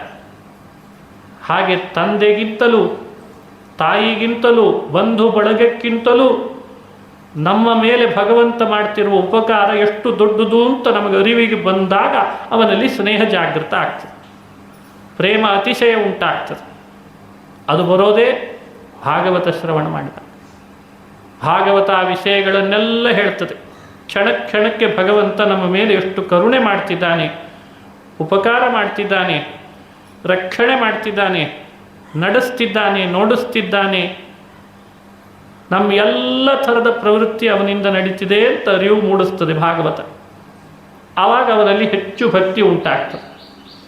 ಹಾಗಾಗಿ ಜ್ಞಾನ, ವೈರಾಗ್ಯ, ಭಕ್ತಿ ಇವುಗಳು ಸ್ಥಿರವಾಗಿ ನಮ್ಮಲ್ಲಿ ಬೇರೂರುವಂತಾಗಬೇಕಾದ್ರೆ ಶ್ರೀಮದ್ ಭಾಗವತವನ್ನು ಶ್ರವಣ ಮಾಡಬೇಕು ಅಂತ ವೇದವ್ಯಾಸರು ತಿಳಿಸ್ತಾರೆ. ಇದೆಲ್ಲ ಭಾಗವತದ ಮಹಿಮೆ. ಹೀಗೆ ಭಾಗವತವನ್ನು ಪರೀಕ್ಷಿತ್ ಅಂತ ಒಬ್ಬ ರಾಜ ಶ್ರವಣ ಮಾಡಿದ ಅಂತಾರೆ. ಪರೀಕ್ಷಿತ್ ರಾಜ ಯಾರು? ಪಾಂಡವರ ಸಂತತಿಯಲ್ಲಿ ಬಂದ ಅರ್ಜುನನ ಮೊಮ್ಮಗ. ಅರ್ಜುನನ ಮಗ ಅಭಿಮನ್ಯು. ಅಭಿಮನ್ಯುವಿನ ಮಗನೇ ಪರೀಕ್ಷಿತ್ ರಾಜ. ಆ ಪರೀಕ್ಷಿತ್ ರಾಜ ತಾಯಿ ಗರ್ಭದೊಳಗಿರುವಾಗ, ತನ್ನ ತಾಯಿ ಉತ್ತರೆ ಗರ್ಭದೊಳಗಿರುವಾಗ ಅಶ್ವತ್ಥಾಮ ಬಿಟ್ಟ ಅಸ್ತ್ರಕ್ಕೆ ತುತ್ತಾದ. ಅಶ್ವತ್ಥಾಮ ಬ್ರಹ್ಮಾಸ್ತ್ರ ಬಿಟ್ಟನಂತೆ, ಗರ್ಭದೊಳಗೆ ಮಗು ಸಾಯಿಲಿ ಅಂತ. ಎಷ್ಟು ದ್ವೇಷ! ಗರ್ಭದೊಳಗಿರುವಾಗಲೇ ಮಗು ಸಾಯಿಲಿ ಅಂತ ಅಶ್ವತ್ಥಾಮ ಅಸ್ತ್ರ ಬಿಟ್ಬಿಟ್ಟ. ಆ ತಾಯಿ ಉತ್ತರೆ ಕೃಷ್ಣನನ್ನು ಮೊರೆ ಹೋಗ್ತಾಳೆ. ಹೇ ಕೃಷ್ಣ, ಹೇ ನಾಥ, ಹೇ ಜಗತ್ಸ್ವಾಮಿ, ಕಾಮಂ ದಹತು ಮಾಂ ನಾಥ ಮಾಮೇ ಗರ್ಭೋ ನಿಪಾತ್ಯತಾಂ. ಹೇ ಕೃಷ್ಣ, ಹೇ ಜಗದೊಡೆಯ, ಭಕ್ತವತ್ಸಲ, ಭಕ್ತಾಪರಾಧ ಸಹಿಷ್ಣು, ನನ್ನನ್ನು ಬೇಕಂದ್ರೆ ಈ ಅಸ್ತ್ರ ಸುಡ್ಲಿ, ಆದರೆ ಗರ್ಭದೊಳಗೆ ಬೆಳೀತಿರುವಂಥ ಪಾಂಡವರ ಸಂತತಿ, ಈ ಮಗು ಇದೊಂದು ಬೆಳೀಲಿ ಈ ಸಂತತಿ ಅಂತ ಬೇಡ್ಕೊಂಡ್ಲಂತೆ ತಾಯಿ. ಆಗ ಶ್ರೀಕೃಷ್ಣ ಗರ್ಭದಲ್ಲಿ ತಾನೇ ಪ್ರವೇಶ ಮಾಡಿ ಆ ಬ್ರಹ್ಮಾಸ್ತ್ರ ಏನೂ ಮಾಡದಂತೆ ತನ್ನ ಅಸ್ತ್ರದಿಂದ ಅವನನ್ನು ರಕ್ಷಣೆ ಮಾಡಿದ್ದಂತೆ. ಇದಲ್ವೇ ಕೃಷ್ಣನ ಸಾಮರ್ಥ್ಯ, ಕೃಷ್ಣನ ಮಹಿಮೆ. ಗರ್ಭದೊಳಗೆ ಮಗುವನ್ನು ರಕ್ಷಿಸುವಾಗ ಈ ಮಗು ಕಣ್ಣು ತೆರೆದಿತ್ತಂತೆ. ಕಣ್ಣು ತೆರೆದು ನನ್ನನ್ನು ಯಾರು ರಕ್ಷಣೆ ಮಾಡ್ತಿದ್ದಾರೆ ಅಂತ ನೋಡ್ತಿತ್ತಂತೆ. ನೋಡಿ, ಗರ್ಭದೊಳಗೂ ಕೃಷ್ಣನ ದರ್ಶನ ಮಾಡಿದಂಥ ಮಗು ಅಂದರೆ ಪರೀಕ್ಷಿತ್ ರಾಜ. ಎಲ್ಲರಿಗೂ ಭಗವಂತನೇ ರಕ್ಷಕ ಗರ್ಭದಲ್ಲಿ. ಭಾಗವತ ಹೇಳ್ತದೆ, ಸರಕ್ಷಿತ ರಕ್ಷತಿಯೋ ಹಿ ಗರ್ಭೇ. ಹೊರಗಷ್ಟೇ ನಮ್ಮನ್ನು ದೇವರು ರಕ್ಷಿಸ್ತಾನೆ ಅಂತ ಭಾವಿಸಬಾರ್ದು. ಗರ್ಭದೊಳಗಿರುವಾಗಲೂ ಅವನೇ ರಕ್ಷಣೆ ಮಾಡ್ತಾನೆ ಅಂತಂತಾರೆ. ಗರ್ಭದಲ್ಲೇ ರಕ್ಷಣೆ ಮಾಡೋನು ಹೊರಗಡೆ ಮಾಡದೇ ಇರ್ತಾನ? ಈ ವಿಷಯವನ್ನು ನಮಗೆ ಮನದಟ್ಟು ಮಾಡಬೇಕು. ಹಾಗಾಗಿ ಮೊದಲನೇ ಸ್ಕಂದದ ಭಾಗವತದಲ್ಲಿ ಪರೀಕ್ಷಿತನ ಜನ್ಮ ವೃತ್ತಾಂತವನ್ನು ಸೂತರು ಹೇಳ್ತಾರೆ ಶೌನಕರಿಗೆ. ನೋಡಿ, ಗರ್ಭದೊಳಗಿದ್ದಾಗ ಮಗುವಿಗೆ ಭಗವಂತ ರಕ್ಷಣೆ ಕೊಟ್ಟ ಅಂತಾರೆ. ಇಂಥ ರಾಜ. ಆಮೇಲೆ ಆತ ರಾಜನಾದ, ಹೊರಗೆ ಬಂದ ಮೇಲೆ ರಾಜನಾದ. ಕೊನೆಗೆ ಅವನಿಗೆ ತಕ್ಷಕ ಅಂತ ಒಂದು ಸರ್ಪ, ಹಾವು ಕಚ್ಚಿತು, ಅವನಿಗೆ ದೇಹ ಬಿಡೋ ಸಂದರ್ಭ ಬಂತಂತ. ಭಾಗವತದಲ್ಲಿ ಪ್ರಶ್ನೆ ಮಾಡಿಕೊಳ್ತಾರೆ, ಅಲ್ಲ, ತಕ್ಷಕ ಸರ್ಪ ಕಚ್ಚಿದ ಮೇಲೆ ಮತ್ತೆ ಕೃಷ್ಣ ರಕ್ಷಿಸಲಿಲ್ವೇ ಅಂತ. ಗರ್ಭದೊಳಗಿರುವಾಗ ಬ್ರಹ್ಮಾಸ್ತ್ರದಿಂದಲೇ ರಕ್ಷಣೆ ಮಾಡಿದ. ತಕ್ಷಕ ಹಾವು ಕಚ್ಚಿದ್ರೆ ರಕ್ಷಣೆ ಮಾಡೋದು ಎಷ್ಟೊತ್ತಿತ್ತು? ವಿವರಣೆ ಕೊಡ್ತಾರೆ. ತಕ್ಷಕ ಕಚ್ಚಿದ ಮೇಲೆ ಬದುಕಿಸ್ಲಿಲ್ಲಂತೆ ಮತ್ತೆ. ಯಾಕೆ? ತಕ್ಷಕ ಕಚ್ಚುವಾಗ ಭಾಗವತ ಶ್ರವಣ ಮಾಡಿ ಆಗಿತ್ತಂತೆ ಪರೀಕ್ಷಿತ್. ಭಾಗವತ ಕೇಳಿದವನು ನನ್ನ ಮನೆಗೆ ಬರಬೇಕು ಅಂತ ದೇವರು ತನ್ನ ಮನೆಗೆ ಕರ್ಕೊಂಡು ಹೋದಂತೆ. ಗರ್ಭದೊಳಗಿರುವಾಗ ಬ್ರಹ್ಮಾಸ್ತ್ರ ಬಂದಿತ್ತಲ್ಲ, ಆಗ ಇನ್ನೂ ಭಾಗವತ ಕೇಳಿರಲಿಲ್ಲಂತೆ ಮಗುವಾದಾಗ. ಆದರೆ ರಾಜನಾದ ಮೇಲೆ ಸ್ವಲ್ಪ ಹೊತ್ತು ರಾಜ್ಯವನ್ನು ಆಳಿ ಕೆಲವು ವರ್ಷಗಳ ನಂತರ ರಾಜ್ಯ ಬಿಟ್ಟು ಭಾಗವತ ಕೇಳಲಿಕ್ಕೆ ಬಂದ್ಬಿಟ್ಟ. ಭಾಗವತ ಎಲ್ಲ ಕೇಳಿ ಮುಗಿಸಿದ್ದ, ತಕ್ಷಕ ಸರ್ಪ ಕಚ್ಚಿತು. ಮತ್ತಿನ್ನೇನು ಭೂಮಿಯಲ್ಲಿರೋದು ಬೇಡ, ಭಾಗವತ ಕೇಳಿದ್ದಾನೆ, ನನ್ನ ಮನೆಗೆ ಬರಲಿ ಅಂತ ಕರ್ಕೊಂಡು ಹೋಗ್ಬಿಟ್ನಂತೆ. ಈ ಕಥೆ ನಮಗೆಲ್ಲ ಒಂದು ತಿಳುವಳಿಕೆಯನ್ನು ಕೊಡ್ತದೆ. ಭಗವಂತ ನಮ್ಮನ್ನೂ ಕೂಡ ಬಾರಿ ಬಾರಿ ಈ ಭೂಮಿಯಲ್ಲಿ ರಕ್ಷಣೆ ಮಾಡ್ತಾ ಇದ್ದಾನೆ. ಯಾಕೆ? ಯಾವ್ಯಾವುದೋ ಆಪತ್ತುಗಳು ಬಂದಿವೆ, ಕೂಡಲೇ ನಮ್ಮನ್ನಿನ್ನೂ ಭೂಮಿಯಿಂದ ಕರ್ಕೊಂಡು ಹೋಗ್ತಾ ಇಲ್ಲ. ಇನ್ನೂ ಬದುಕು ಅಂತ ಬದುಕು ಕಟ್ಟಿಕೊಡ್ತಾ ಇದ್ದಾನೆ. ಯಾಕೆ? ಇಂದಲ್ಲ ನಾಳೆ ಭಾಗವತ ಕೇಳ್ತಾನೆ ಅಂತ ನಿರೀಕ್ಷೆ ಮಾಡ್ತಾ ಇದ್ದಾನಂತೆ ದೇವರು. ಇವತ್ತು ಕೇಳ್ತಾನೆ, ನಾಳೆ ಕೇಳ್ತಾನೆ, ಭಗವದ್ಗೀತೆ ಓದ್ತಾನೆ, ಭಾಗವತ ಓದ್ತಾನೆ, ನನ್ನ ಕಥೆ ಕೇಳ್ತಾನೆ, ನನ್ನ ಸ್ಮರಣೆ ಮಾಡ್ತಾನೆ. ಸ್ವಲ್ಪ ಅವನಿಗೆ ಸಮಯ ಕೊಡೋಣ ಅಂತ ಸಮಯ ಕೊಡ್ತಾ ಇದ್ದಾನಂತೆ ನಮಗೆಲ್ಲ. ದೇವರು ಕೊಡ್ತಿರುವ ಈ ಸಮಯವನ್ನು ವ್ಯರ್ಥ ಮಾಡಿಕೊಳ್ಳದೆ ಭಗವಂತನ ಕಥೆಯಲ್ಲಿ ನಾವು ರತರಾದರೆ ನಮ್ಮನ್ನೂ ಭಗವಂತ ಪರೀಕ್ಷಿತ್ ರಾಜನಂತೆ ತನ್ನ ಮನೆಗೆ ಕರೆದುಕೊಂಡು ಹೋಗ್ತಾನೆ. ಈ ಸಂದೇಶವನ್ನು ಪರೀಕ್ಷಿತನ ಜನ್ಮ ವೃತ್ತಾಂತವನ್ನು ಹೇಳಿ ಅನುಸಂಧಾನ ಮಾಡಿಸ್ತಾರೆ. ಇದು ಎಷ್ಟು ಅದ್ಭುತವಾದ ಕಥೆ. ಹೀಗೆ ಭಾಗವತದಲ್ಲಿ 12 ಸ್ಕಂದಗಳನ್ನು ಒಳಗೊಂಡು ಅನೇಕ ಉಪಾಖ್ಯಾನಗಳಿಂದ ನಮ್ಮ ಮನಸೋರೆಗೊಳ್ಳುವಂತೆ ತಾತ್ವಿಕವಾದ ವಿಷಯಗಳನ್ನು ತಿಳಿಸ್ತಾ ಬರ್ತಾರೆ. ಭಾಗವತ ಅಂದರೆ ಚಂದ್ರ ಇದ್ದ ಹಾಗೆ. ವೇದವ್ಯಾಸರ ಹೃದಯ ಅದೊಂದು ಕ್ಷೀರಸಾಗರ, ಕ್ಷೀರ ಸಮುದ್ರ. ಹಾಲಿನ ಸಮುದ್ರವನ್ನು ದೇವದಾನವರು ಸೇರಿ ಮಥನ ಮಾಡಿದರು. ಮಥನ ಮಾಡಿದಾಗ ಬಂದದ್ದು ಏನೇನು ಅಂತ ಗೊತ್ತು ನಮಗೆ. ಹಾಲಿನ ಸಮುದ್ರ ಮಥನ ಮಾಡಿದಾಗ ಪಾರಿಜಾತ ಅಂತ ಪಾರಿಜಾತ ಹೂ ವೃಕ್ಷ ಬಂತು. ಅದೇ ಮಥನ ಮಾಡಿದಾಗ ಮಹಾಲಕ್ಷ್ಮಿ ಬಂದಳು. ಮಹಾಲಕ್ಷ್ಮಿ ಬಂದದ್ದು ಕ್ಷೀರ ಸಮುದ್ರದಿಂದಷ್ಟೇ. ಚಂದ್ರ ಬಂದ, ಸಮುದ್ರದಿಂದಲೇ ಹುಟ್ಟಿದ್ದವನು. ಮಹಾಲಕ್ಷ್ಮಿ ಬಂದಲ್ಲ ಸಮುದ್ರ ಮಥನ ಮಾಡಿದಾಗ. ಇಲ್ಲಿ ವೇದವ್ಯಾಸರ ಹೃದಯ ಕ್ಷೀರ ಸಮುದ್ರ ಮಥಿಸಿದಾಗ ಬಂದ ಮಹಾಲಕ್ಷ್ಮಿ ಯಾರು? ವೇದಗಳು ಅಂತ ಅರ್ಥ. ವೇದಗಳೆಲ್ಲ ಲಕ್ಷ್ಮಿ ಇದ್ದ ಹಾಗೆ. ಮತ್ತೆ ಮಥನ ಮಾಡಿದ್ರಂತೆ ಹೃದಯ ಕ್ಷೀರಸಾಗರವನ್ನು. ಮಹಾಭಾರತ ಅನ್ನೋ ಪಾರಿಜಾತ ಬಂತಂತೆ. ಮತ್ತೆ ಮಥನ ಮಾಡಿದರು. ಭಾಗವತ ಅನ್ನುವ ಪುರಾಣ ಚಂದ್ರ ಬಂದಂತೆ. ಮತ್ತೆ ಮಥನ ಮಾಡಿದರು. ಬ್ರಹ್ಮಸೂತ್ರ ಅನ್ನೋ ಅಮೃತ ಬಂತಂತೆ. ವೇದಾಂತ ಸೂತ್ರ ಅಂತ ಕೇಳ್ತೇವೆ. 564 ಬ್ರಹ್ಮಸೂತ್ರಗಳು ಅಮೃತ ಇದ್ದ ಹಾಗೆ. ನೋಡಿ, ವ್ಯಾಸರ ಹೃದಯ ಕ್ಷೀರ ಸಾಗರವನ್ನು ಮಥಿಸಿದಾಗ ಪುರಾಣಗಳು ಅನ್ನೋ ಚಂದ್ರ ಬಂದಿದ್ದಾನೆ. ಚಂದ್ರ ಏನು ಮಾಡ್ತಾನೆ? ಸೂರ್ಯನ ತಾಪದಿಂದ ಬೆಂದು ನೊಂದಂಥವರಿಗೆಲ್ಲ ತಂಪೆರಿತಾನೆ. ಅದೇ ತಾನೇ ಚಂದ್ರನ ಕೆಲಸ. ಹಾಗೆ ಪುರಾಣ ಚಂದ್ರ ಸಂಸಾರದ ತಾಪದಲ್ಲಿ ಬೆಂದು ಬೆಂಡಾದಂಥ ನಮ್ಮಂಥವರಿಗೆ ತಂಪೆರಿತಾನೆ ಅಂತ ಅರ್ಥ. ಯಾರು ಭಾಗವತ ಚಂದ್ರನನ್ನು ಆಶ್ರಯಿಸ್ತಾರೆ ಸಂಸಾರದ ತಾಪ ಎಲ್ಲ ಅವರಿಗೆ ಮರೆತು ಹೋಗ್ತದೆ. ಸಂಸಾರದ ತಾಪ ಎಲ್ಲ ಕಳೆದು ಬಿಡ್ತಾನೆ.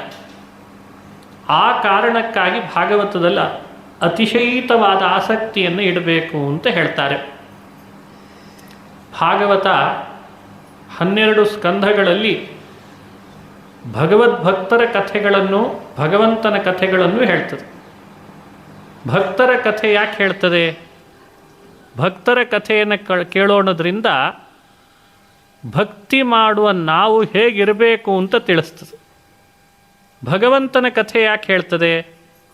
ಓ ಭಗವಂತ ಭೂಮಿಯಲ್ಲಿ ಬಂದಾಗ ತನ್ನ ಭಕ್ತರನ್ನು ಹೇಗೆ ಅನುಗ್ರಹಿಸಿದ ಅಂತ ಕಥೆ ಹೇಳುವಾಗ ಎಷ್ಟು ಕರುಣಾಸಾಗರ, ಭಕ್ತವತ್ಸಲ, ಭಕ್ತಾಪರಾಧ ಸಹಿಷ್ಣು ಇದ್ದಾನೆ, ಅವನಷ್ಟು ಗುಣಪೂರ್ಣ ಯಾರು, ದೋಷ ದೂರನೇ ಯಾರು, ಹೀಗೆ ಭಗವಂತನ ಬಗ್ಗೆ ಮತ್ತಷ್ಟು ಭಕ್ತಿ ಅತಿಶಯ ಬರಲಿ ಅಂತ ಹೇಳ್ತದೆ.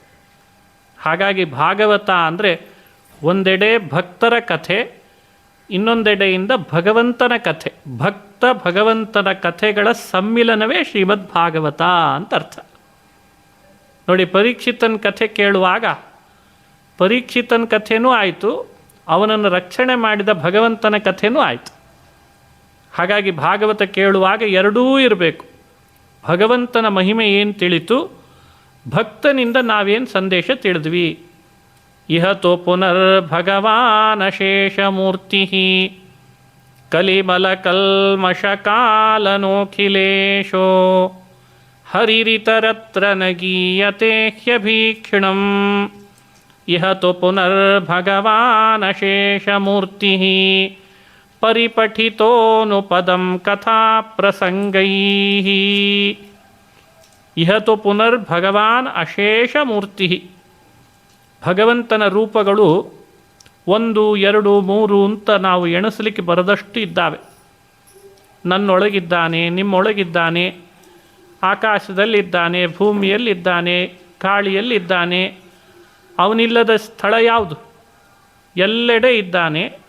ವಿವಿಧ ರೂಪಗಳಿಂದ ಇದ್ದಾನೆ. ಅದಕ್ಕೆ ಅಶೇಷ ಮೂರ್ತಿ ಅಂತಾರೆ. ನಾವು ಉಪಯೋಗಿಸುವ ಬಟ್ಟೆಯಲ್ಲಿದ್ದಾನೆ, ನಾವು ಕುಡಿಯುವ ನೀರಿನಲ್ಲಿದ್ದಾನೆ, ಮಾಡುವ ಆಹಾರ ಪದಾರ್ಥದಲ್ಲಿದ್ದಾನೆ, ಉಣ್ಣುವ ಆಹಾರ ಪದಾರ್ಥದಲ್ಲಿದ್ದಾನೆ. ಎಲ್ಲೆಡೆ ಬೇರೆ ಬೇರೆ ರೂಪದಿಂದ ಇದ್ದಾನೆ. ಆ ಎಲ್ಲ ರೂಪಗಳ ಮಹಿಮೆ, ಆ ಎಲ್ಲ ರೂಪಗಳ ಗುಣ, ಎಲ್ಲ ರೂಪಗಳ ಕ್ರಿಯೆ ಅದೆಲ್ಲ ಶ್ರೀಮದ್ ಭಾಗವತದಲ್ಲಿ ಬರ್ತದೆ. ಬಹಳ ವಿಸ್ತಾರವಾದದ್ದು ಶ್ರೀಮದ್ ಭಾಗವತ. ಭಾಗವತವನ್ನು ನೋಡಲಿಕ್ಕೆ ನಾನು ಇಟ್ಕೊಂಡು ಬಂದ ಪುಸ್ತಕ ನೀವು ನೋಡಲಿಕ್ಕೆ ಅಯ್ಯೋ ಇಷ್ಟೇ ಚಿಕ್ಕದ ಅಂತ ಅನ್ನಿಸ್ಬೋದು. ಇತ್ತೀಚೆಗೆ ಎಲ್ಲರೂ ಸ್ಮಾರ್ಟ್ ಆಗಿದ್ದೇವಲ್ಲ, ಫೋನು ಸ್ಮಾರ್ಟ್ ಆಗಿದೆ, ಟಿ ವಿ ಸ್ಮಾರ್ಟ್ ಆಗಿದೆ, ಹಾಗಾಗಿ ಭಾಗವತವು ಬಹಳ ಸ್ಮಾರ್ಟ್ ಆಗಿದೆ ಅಂತ ಅರ್ಥ. ಭಾಗವತ ನೋಡಲಿಕ್ಕೆ ಸ್ಮಾರ್ಟ್ ಆಗಿದೆ. ಒಳಗಡೆ ಅದನ್ನು ಸರಿಯಾಗಿ ಆಲೋಚನೆ ಮಾಡಿಕೊಂಡು ತಿಳಿತಾ ಬಂದರೆ ಭಗವಂತನ ವಿಶ್ವರೂಪವೇ ಕಾಣಿಸ್ತದೆ. ಇಹತು ಪುನರ್ ಭಗವಾನಶೇಷಮೂರ್ತಿ ಪರಿಪಠಿತೋನು ಪದಂ ಕಥಾ ಪ್ರಸಂಗೈ. ಭಾಗವತದ ಮೊದಲನೇ ಸ್ಕಂಧದಲ್ಲಿ ಮತ್ತೊಂದು ಸಂದರ್ಭ ಹೇಳ್ತಾರೆ. ಭಗವಂತ ಯಾರ ಪರ ಇರ್ತಾನೆ ಅಂತ. ಭಗವಂತ ಯಾರ ಪರ? ಯಾವಾಗಲೂ ಭಗವಂತನಿಗೆ ಯಾರ ಮೇಲೆ ಹೆಚ್ಚು ಪ್ರೀತಿ, ಇದನ್ನು ವಿಷಯವನ್ನು ತಿಳಿಸುವ ಒಂದು ಕಥೆ ಬರ್ತದೆ. ಭಗವಂತ ಭಕ್ತರ ಪರ, ಜ್ಞಾನಿಗಳ ಪರ, ತನ್ನನ್ನು ಆಶ್ರಯಿಸಿರುವಂಥವರ ಪರನಾಗ್ತಾನೆ ಭಗವಂತ. ಈ ವಿಷಯದಲ್ಲಿ ಒಂದು ಚರಿತ್ರೆ ಹೇಳ್ತಾರೆ.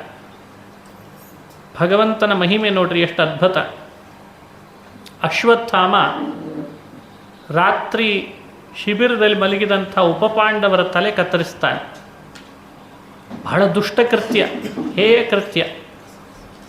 ಅಶ್ವತ್ಥಾಮ ತಲೆ ಕತ್ತರಿಸಿ ದುರ್ಯೋಧನಿಗೆ ತೋರಿಸಿದ, ತಂದು ದುರ್ಯೋಧನ ದೇಹ ಬಿಟ್ಟ. ಅಶ್ವತ್ಥಾಮ ತಲೆ ಕತ್ತರಿಸಿದೆ, ನಾನಂತೂ ಇಂತೂ ದುರ್ಯೋಧನ ಹೇಳಿದ ಮಾತು ಕೆಲಸ ಮಾಡಿಬಿಟ್ಟೆ ಅಂತ. ಅರ್ಜುನನಿಗೆ ಗೊತ್ತಾಯಿತು, ಪಾಂಡವರಿಗೆ ಗೊತ್ತಾಯಿತು, ಅರ್ಜುನ ಅಶ್ವತ್ಥಾಮನ ತಲೆ ಕತ್ತರಿಸ್ತೇನೆ, ನನ್ನ ಮಕ್ಕಳ ತಲೆ ಕತ್ತರಿಸಿದಾನಲ್ಲ ಅಂತ ಅವನ ತಲೆ ಕತ್ತರಿಸ್ಲಿಕ್ಕೆ ಪ್ರತಿಜ್ಞೆ ಮಾಡಿಬಿಟ್ಟ.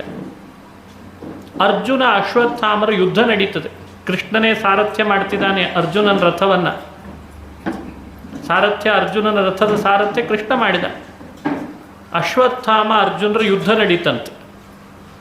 ಇಬ್ಬರ ಯುದ್ಧದಲ್ಲಿ ಅಶ್ವತ್ಥಾಮನು ಬ್ರಹ್ಮಾಸ್ತ್ರ ಬಿಟ್ಟ, ಅರ್ಜುನನು ಬ್ರಹ್ಮಾಸ್ತ್ರ ಬಿಟ್ಟ. ಇಬ್ಬರೂ ಬಿಟ್ಟ ಬ್ರಹ್ಮಾಸ್ತ್ರ ಒಟ್ಟಿಗೆ ಬಂದು ಸೇರ್ತು ಅಂತಾದರೆ ಪ್ರಳಯ ಆಗ್ತದೆ. ಬ್ರಹ್ಮಾಸ್ತ್ರದ ಶಕ್ತಿ ಅಪಾರ. ಈಗೆಲ್ಲ ಅಣು ಬಾಂಬ್ ಅಂತ ಕರೀತಾರಲ್ಲ, ಇನ್ನೊಂದೇನೋ ಹೆಸರಿಟ್ಟಿದ್ದಾರೆ ಅಣು ಬಾಂಬಿಗೆ, ನ್ಯೂಕ್ಲಿಯರ್ ಅಂತ ಇಂಗ್ಲೀಷ್ನಲ್ಲಿ ಹೇಳ್ತಾರೆ.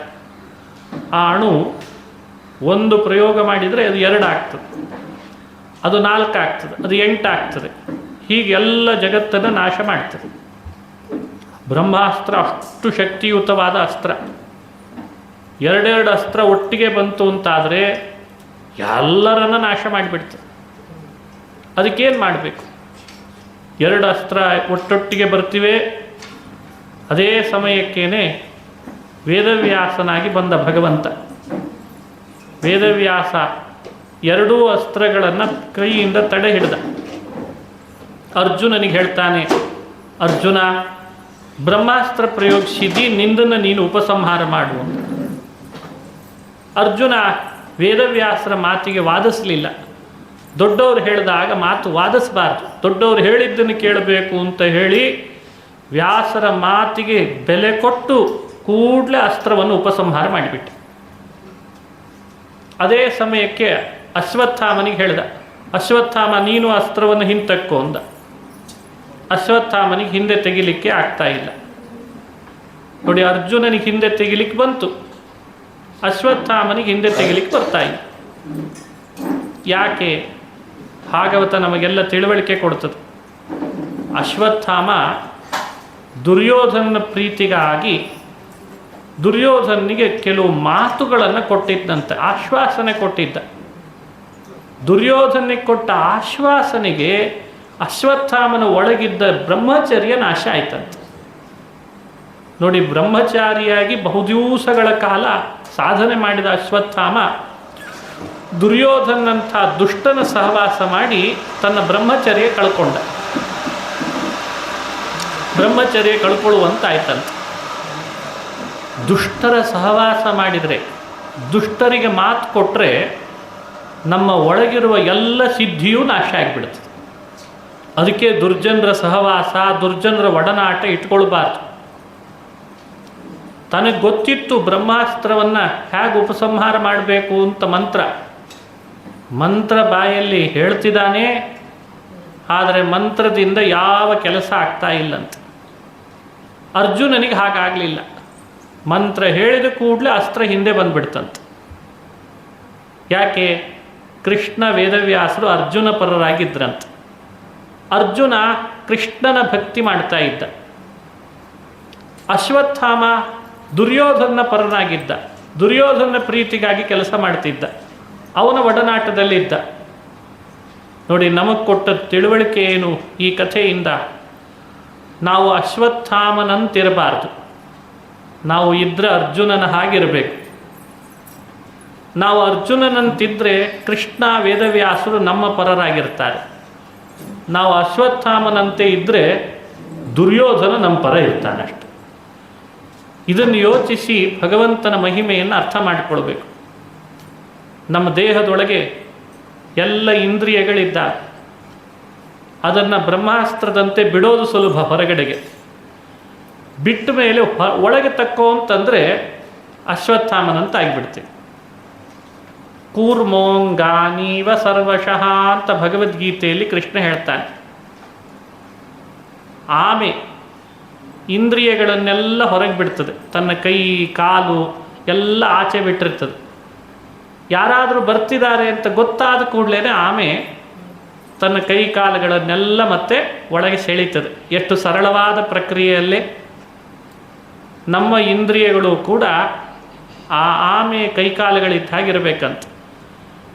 ಸರಳವಾಗಿ ಬಿಡ್ಲಿಕ್ಕೆ ಬರ್ತಿರಬೇಕು, ಸರಳವಾಗಿ ವಿಷಯಗಳಿಂದ ಒಳಗೆ ಎಳೆದುಕೊಳ್ಳಿಕ್ಕೂ ಬರ್ತಿರಬೇಕು.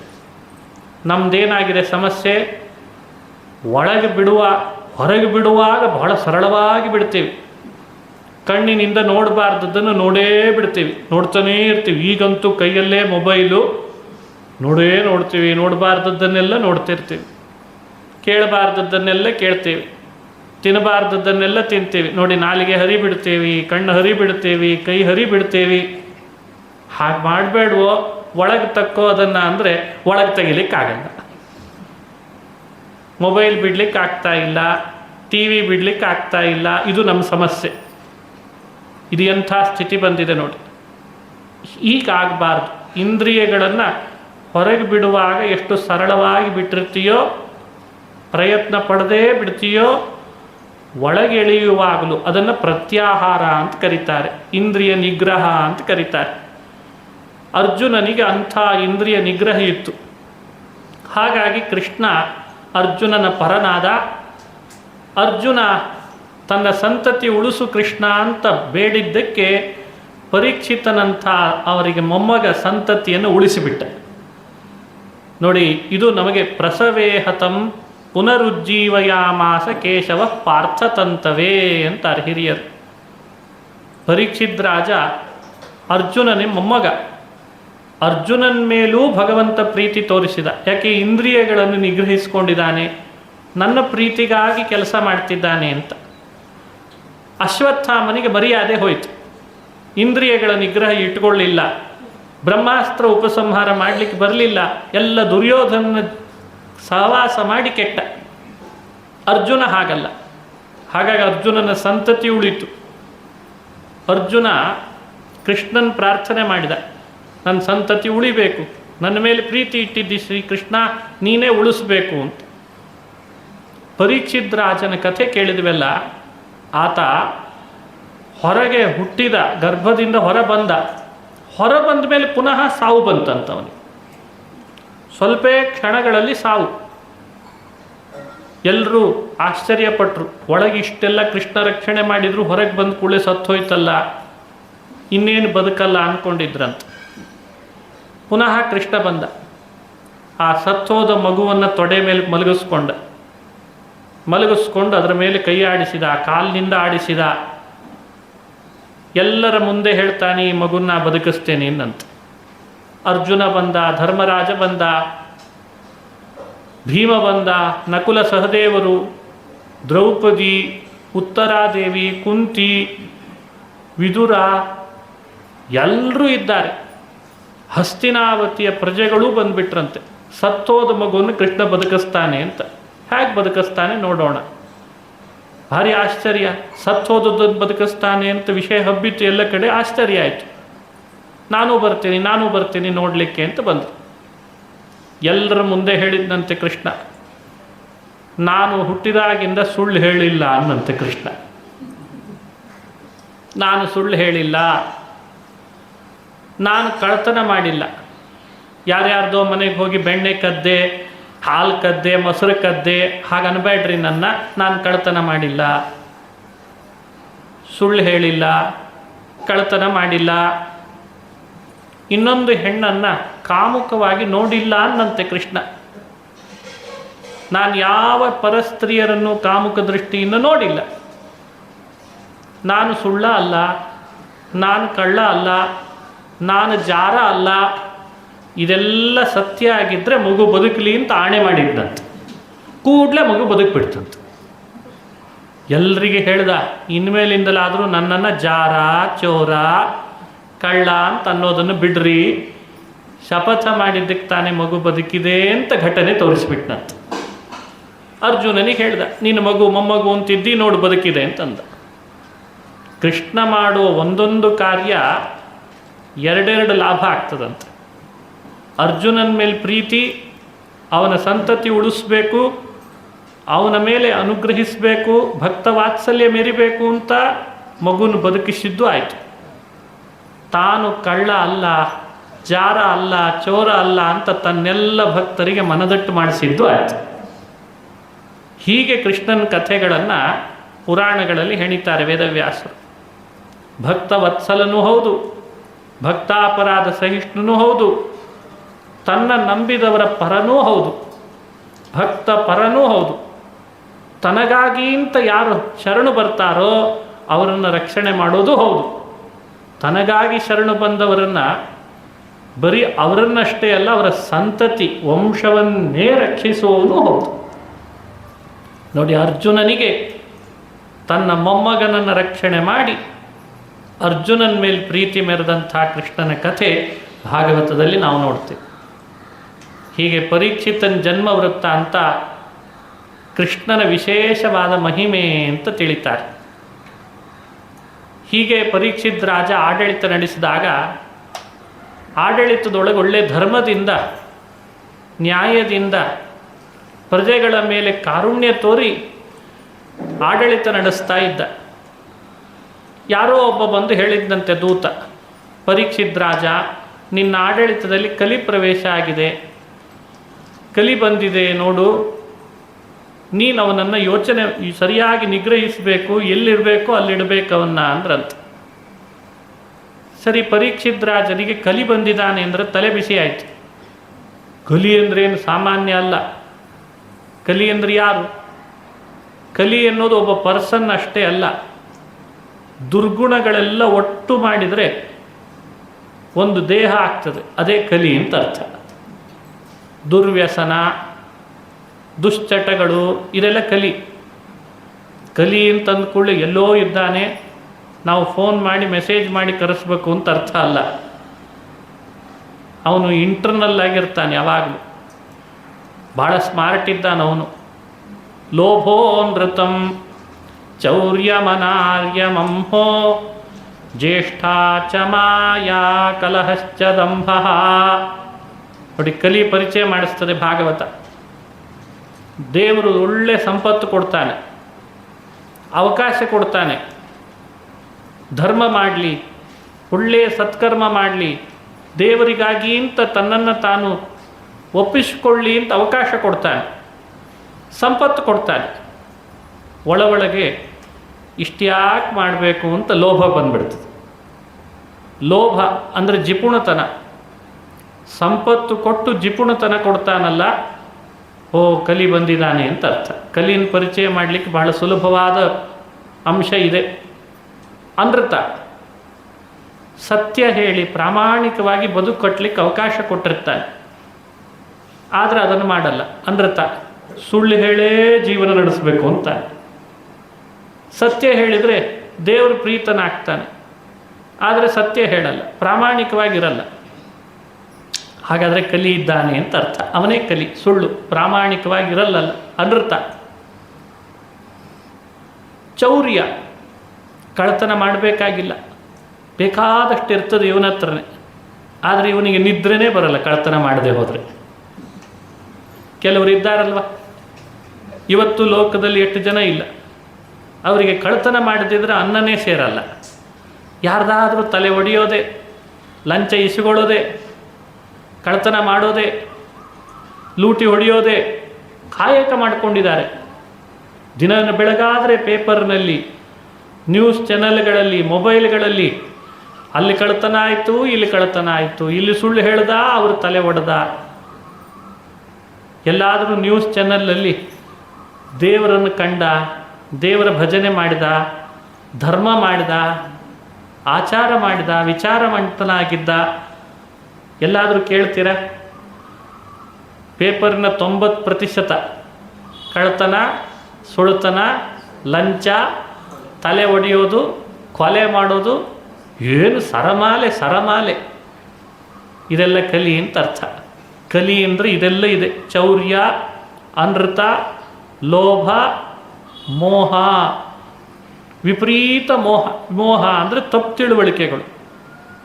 ಸರಿಯಾಗಿ ತಿಳಿದುಕೊಳ್ಳಿಕ್ಕೆ ಅವಕಾಶ ಇರ್ತದೆ. ಸಜ್ಜನರ ಬಳಿಗೆ ಬಂದು ಅವರನ್ನು ಸೇವೆ ಮಾಡಿ, ಮಹಾತ್ಮರ ಉಪದೇಶ ಪಡೆದು ಬೇಕಾದಂಥ ಅಜ್ಞಾನ ಕಳೆದುಕೊಳ್ಳಿಕ್ಕೆ ಅವಕಾಶ ಇರ್ತದೆ, ತಪ್ಪು ತಿಳುವಳಿಕೆ ಕಳೆದುಕೊಳ್ಳಿಕ್ಕೆ ಅವಕಾಶ ಇರ್ತದೆ. ಆದರೆ ಸಜ್ಜನರ ಸಹವಾಸ ಮಾಡಲ್ಲ. ಮಾಡಬಾರ್ದು ದುರ್ಜನರ ಸಹವಾಸ ಮಾಡ್ತಾನೆ.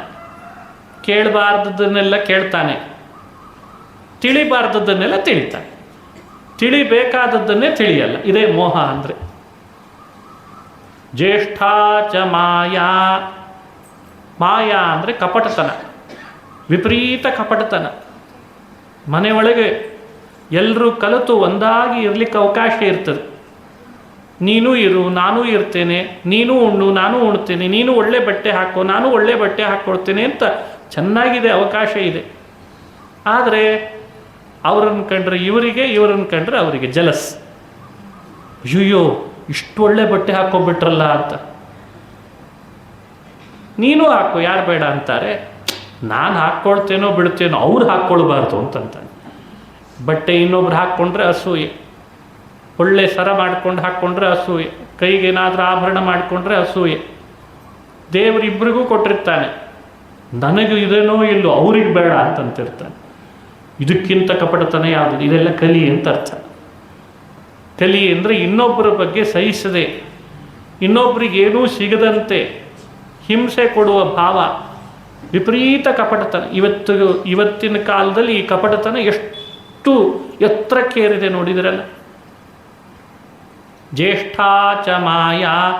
ಕಲಹ, ಕಲಿಯ ಮತ್ತೊಂದು ಪ್ರಭಾವ. ಕಾಲು ಕೆರೆದು ಜಗಳಕ್ಕೆ ಹೋಗೋದಂತೆ. ಮನೆ ಒಳಗೆ ಏನೂ ಕಾರಣ ಇರಲ್ಲ, ಎಲ್ಲ ಸುಗ್ರಾಸ ಭೋಜನ, ಪಾನೀಯ, ವಾಹನ, ಸಂಪತ್ತು, ಅಧಿಕಾರ ಎಲ್ಲ ಇರ್ತದೆ. ಎಲ್ಲ ಇದೆ ಅಂಥೇಳಿ ಜಗಳಾಡೋದಂತೆ. ಏನು ಕಾರಣ ಇಲ್ಲ. ಅರ್ಧ ಗಂಟೆ ಜಗಳ ಆಡಿದ ಮೇಲೆ ಯೋಚನೆ ಮಾಡಿದರೆ ಯಾಕೆ ಆಡಿದ್ವಿ ಅಂತಾರೆ ಮತ್ತೆ ಆಮೇಲೆ. ಕಲಹ ಅಂದರೆ ಕಾಲು ಕೆರೆದು ಜಗಳ ಆಡೋದು ಅಂತ ಅರ್ಥ. ಬೀದಿಗಳಲ್ಲಿ ಒದರ್ಕೊಂಡು ಮಣ್ಣು ಕೆದರಿ ಜಗಳ ಆಡೋದು ಯಾವ ಅಂತ ನೋಡಿರ್ತೇವೋ ಇಲ್ಲೋ, ಹಾಗೆ ಮನೆ ಒಳಗೆ ಆಡ್ತಾನೆ. ಅಣ್ಣ, ತಮ್ಮ, ಮಡದಿ, ಮಕ್ಕಳು, ಸೊಸೆ, ನಾದ್ನಿ, ಅತ್ತೆ, ಮಾವ, ಕಾಲು ಕೆದ್ರು ಜಗಳ.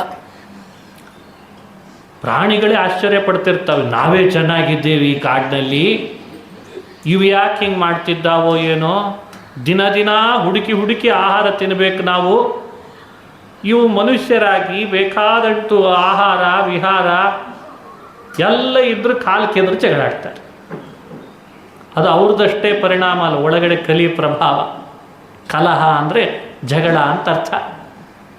ದಂಭ, ಇದು ಕೊನೆಯದು ಕಲಿಯ ಪ್ರಭಾವ. ದಂಭ ಅಂದರೆ ತನ್ನೊಳಗೆ ಅದು ಇಲ್ಲ, ಆದರೆ ಎಲ್ಲರೂ ನನ್ನೊಳಗೆ ಅದು ಇದೆ ಅಂತ ಅಂತ ಆಸೆ ಪಡ್ತಾರೆ. ತಾನೇನು ಪ್ರಾಮಾಣಿಕನಲ್ಲ ಆ ವಿಷಯದಲ್ಲಿ, ಆದರೆ ಎಲ್ಲರೂ ನನ್ನನ್ನು ಈ ವಿಷಯದಲ್ಲಿ ಪ್ರಾಮಾಣಿಕ ಅಂತ ಹೊಗಳ್ಳಿ ಅಂತ ಆಸೆ ಪಡ್ತಿರ್ತಾರೆ. ಅದಕ್ಕೇನು ಬೇಕೋ ಹಾಗೆ ಡ್ರೆಸ್ ಮಾಡಿಕೊಳ್ತಾನೆ. ಒಳಗಡೆಯಿಂದ ಬರೀ ಮೋಸ. ತಾನು ಧಾರ್ಮಿಕನಲ್ಲ, ಆದರೆ ಧಾರ್ಮಿಕನಂತೆ ಎಲ್ಲರೂ ನನ್ನ ಹೇಳಲಿ ಅಂತ ಆಸೆ ಪಡ್ತಾನೆ. ಇದಕ್ಕೆ ದಂಭ ಅಂತ ಕರೀತಾರೆ. ಯಾವುದು ತನ್ನೊಳಗಿಲ್ಲವೋ ತಾನು ದೇವಭಕ್ತನಾಗ್ತಾ ಇಲ್ಲ. ಅವಕಾಶ ಇದೆ, ಆದರೆ ಆಗ್ತಾ ಇಲ್ಲ. ಆಗದೇ ಹೋದರೂ ಎಲ್ಲರೂ ನನ್ನನ್ನು ದೇವಭಕ್ತ ಅಂತ ಕರೀಲಿ ಅಂತ ಆಸೆ ಪಡ್ತಾನೆ. ಇದು ಯಾವ ನ್ಯಾಯ ಹೇಳಿ? ಬರೀ ದೇವಭಕ್ತ ಅಷ್ಟೇ ಅಲ್ಲ, ಎಲ್ಲ ವಿಷಯದಲ್ಲಿಯೂ ಸರಿ. ತಾನು ಕೆಲಸ ಮಾಡೋನಲ್ಲ, ಅವನು ಬಂದದ್ದೇ ರಿಸರ್ವೇಷನ್ ಕೋಟದಲ್ಲಿ. ಆದರೆ ಎಲ್ಲರೂ ನನ್ನನ್ನು ಭಾರೀ ಕೆಲಸ ಮಾಡವ ಅಂತ ಪ್ರಶಸ್ತಿ ಕೊಡಲಿ ಅಂತ ಆಸೆ ಪಡ್ತಾನೆ. ಇದು ಯಾವ ನ್ಯಾಯ ಹೇಳಿ? ಕೆಲಸ ಮಾಡದೇ ಇದ್ದರೂ ನಾನು ಕೆಲಸ ಮಾಡಿದವ ಅಂತ ಪ್ರಶಸ್ತಿ ಕೊಡಲಿ. ತಾನು ಯಾವ ಅರಿವನ್ನು ಮೂಡಿಸ್ಕೊಳ್ಳದೆ, ತಾನು ಅಧ್ಯಯನ ಮಾಡದೆ ಹೋದರೂ ಇನ್ನೊಬ್ಬರು ಮಾಡಿದ ಅಧ್ಯಯನಕ್ಕೆ ನನ್ನ ಹೆಸರು ಬರಲಿ ಅಂತ ಆಸೆ ಪಡ್ತಾನೆ. ತಾನು ಗಾಯಕನಲ್ಲ, ಆದರೆ ನಾನೇ ಗಾಯಕ ಅಂತ ಎಲ್ಲರೂ ಹೇಳಲಿ ಅಂತ ಆಸೆ ಪಡ್ತಾನೆ. ಇದಕ್ಕೆ ದಂಭ ಅಂತ ಕರೀತಾರೆ.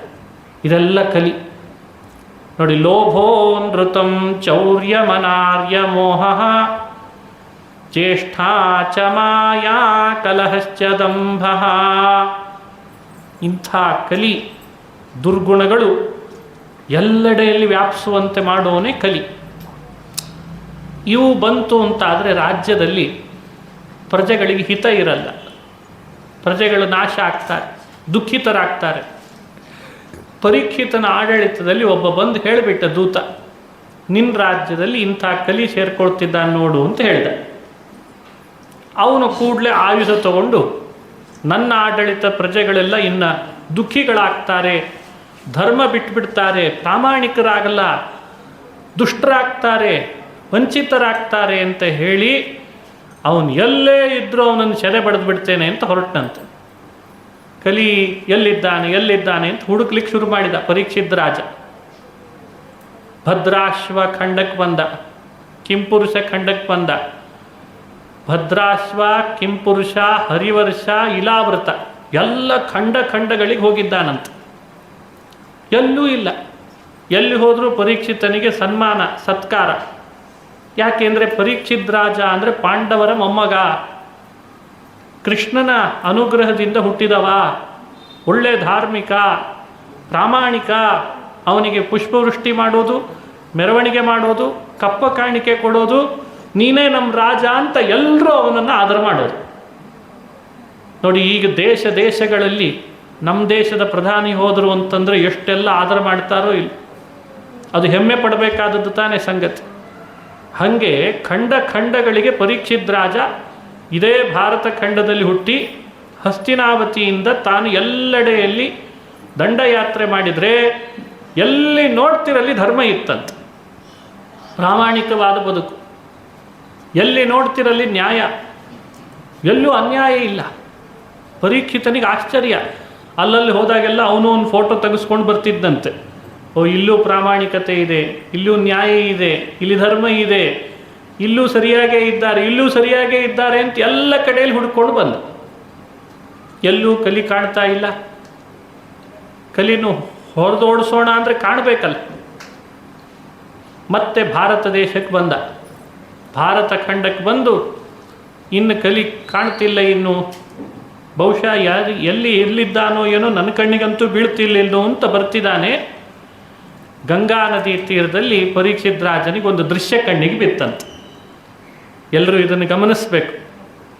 ಒಂದು ಎತ್ತು 3 ಕಾಲು ಕತ್ತರಿಸಿಬಿಟ್ಟಿದೆ. ಒಂದು ಕಾಲು ಜೋತಾಡ್ತಿದೆ ಅಂತೆ, ರಕ್ತ ಸುರಿತಾ ಇದೆ. 3 ಕಾಲು ಕತ್ತರಿಸಿ ಒಂದೇ ಕಾಲು ಜೋತಾಡ್ತಾ ಇದೆ. ಅದು ಒಂದು ಕಾಲು ಕತ್ತರಿಸಬೇಕು ಅಂತ ಹಿಂದೆ ಒಬ್ಬ ಕಟಕ ನಿಂತಿದ್ದಾನೆ, ಕೈಯಲ್ಲಿ ಆಯುಧ. ಖಡ್ಗ ಬೀಸಿದರೆ ಸಾಕು, ಆ 4ನೇ ಕಾಲು ಕತ್ತರಿಸ್ಬಿಡ್ತದೆ 3ರಂತೆ. ಅದರ ಹತ್ತಿರದಲ್ಲಿ ಒಂದು ಆಕಳ ಹಸು ನಿಂತಿತ್ತು. ಅದು ಕಣ್ಣೀರು ಹಾಕ್ತಾ ಇದೆ. ಈ ದೃಶ್ಯ ಕಣ್ಣಿಗೆ ಬಿದ್ದಿದೆ. ಹಿಂದೆ ಒಬ್ಬ ಕಟಕ, ಮುಂದೆ ಎತ್ತು, ಆಕಳ, 3 ಕಾಲು ಕತ್ತರಿಸಿದೆ, ಒಂದು ಕಾಲು ಮಾತ್ರ ಜೋತಾಡ್ತಿದೆ. ಎರಡೂ ದುಃಖ ಪಡ್ತಿದ್ದಾವೆ. ದೃಶ್ಯ ಬಿದ್ದು ಕೂಡಲೇ ಹೇಳ್ದ, ಎಲ್ಲರೂ ನಿಲ್ರಿ, ಇಲ್ಲೇ ಕಲಿ ಇದ್ದಾನೆ, ಇವನು ಮುಗಿಸಿ ಬರ್ತೇನೆ ಅಂತಂದ ಪರೀಕ್ಷಿತ್ ರಾಜ.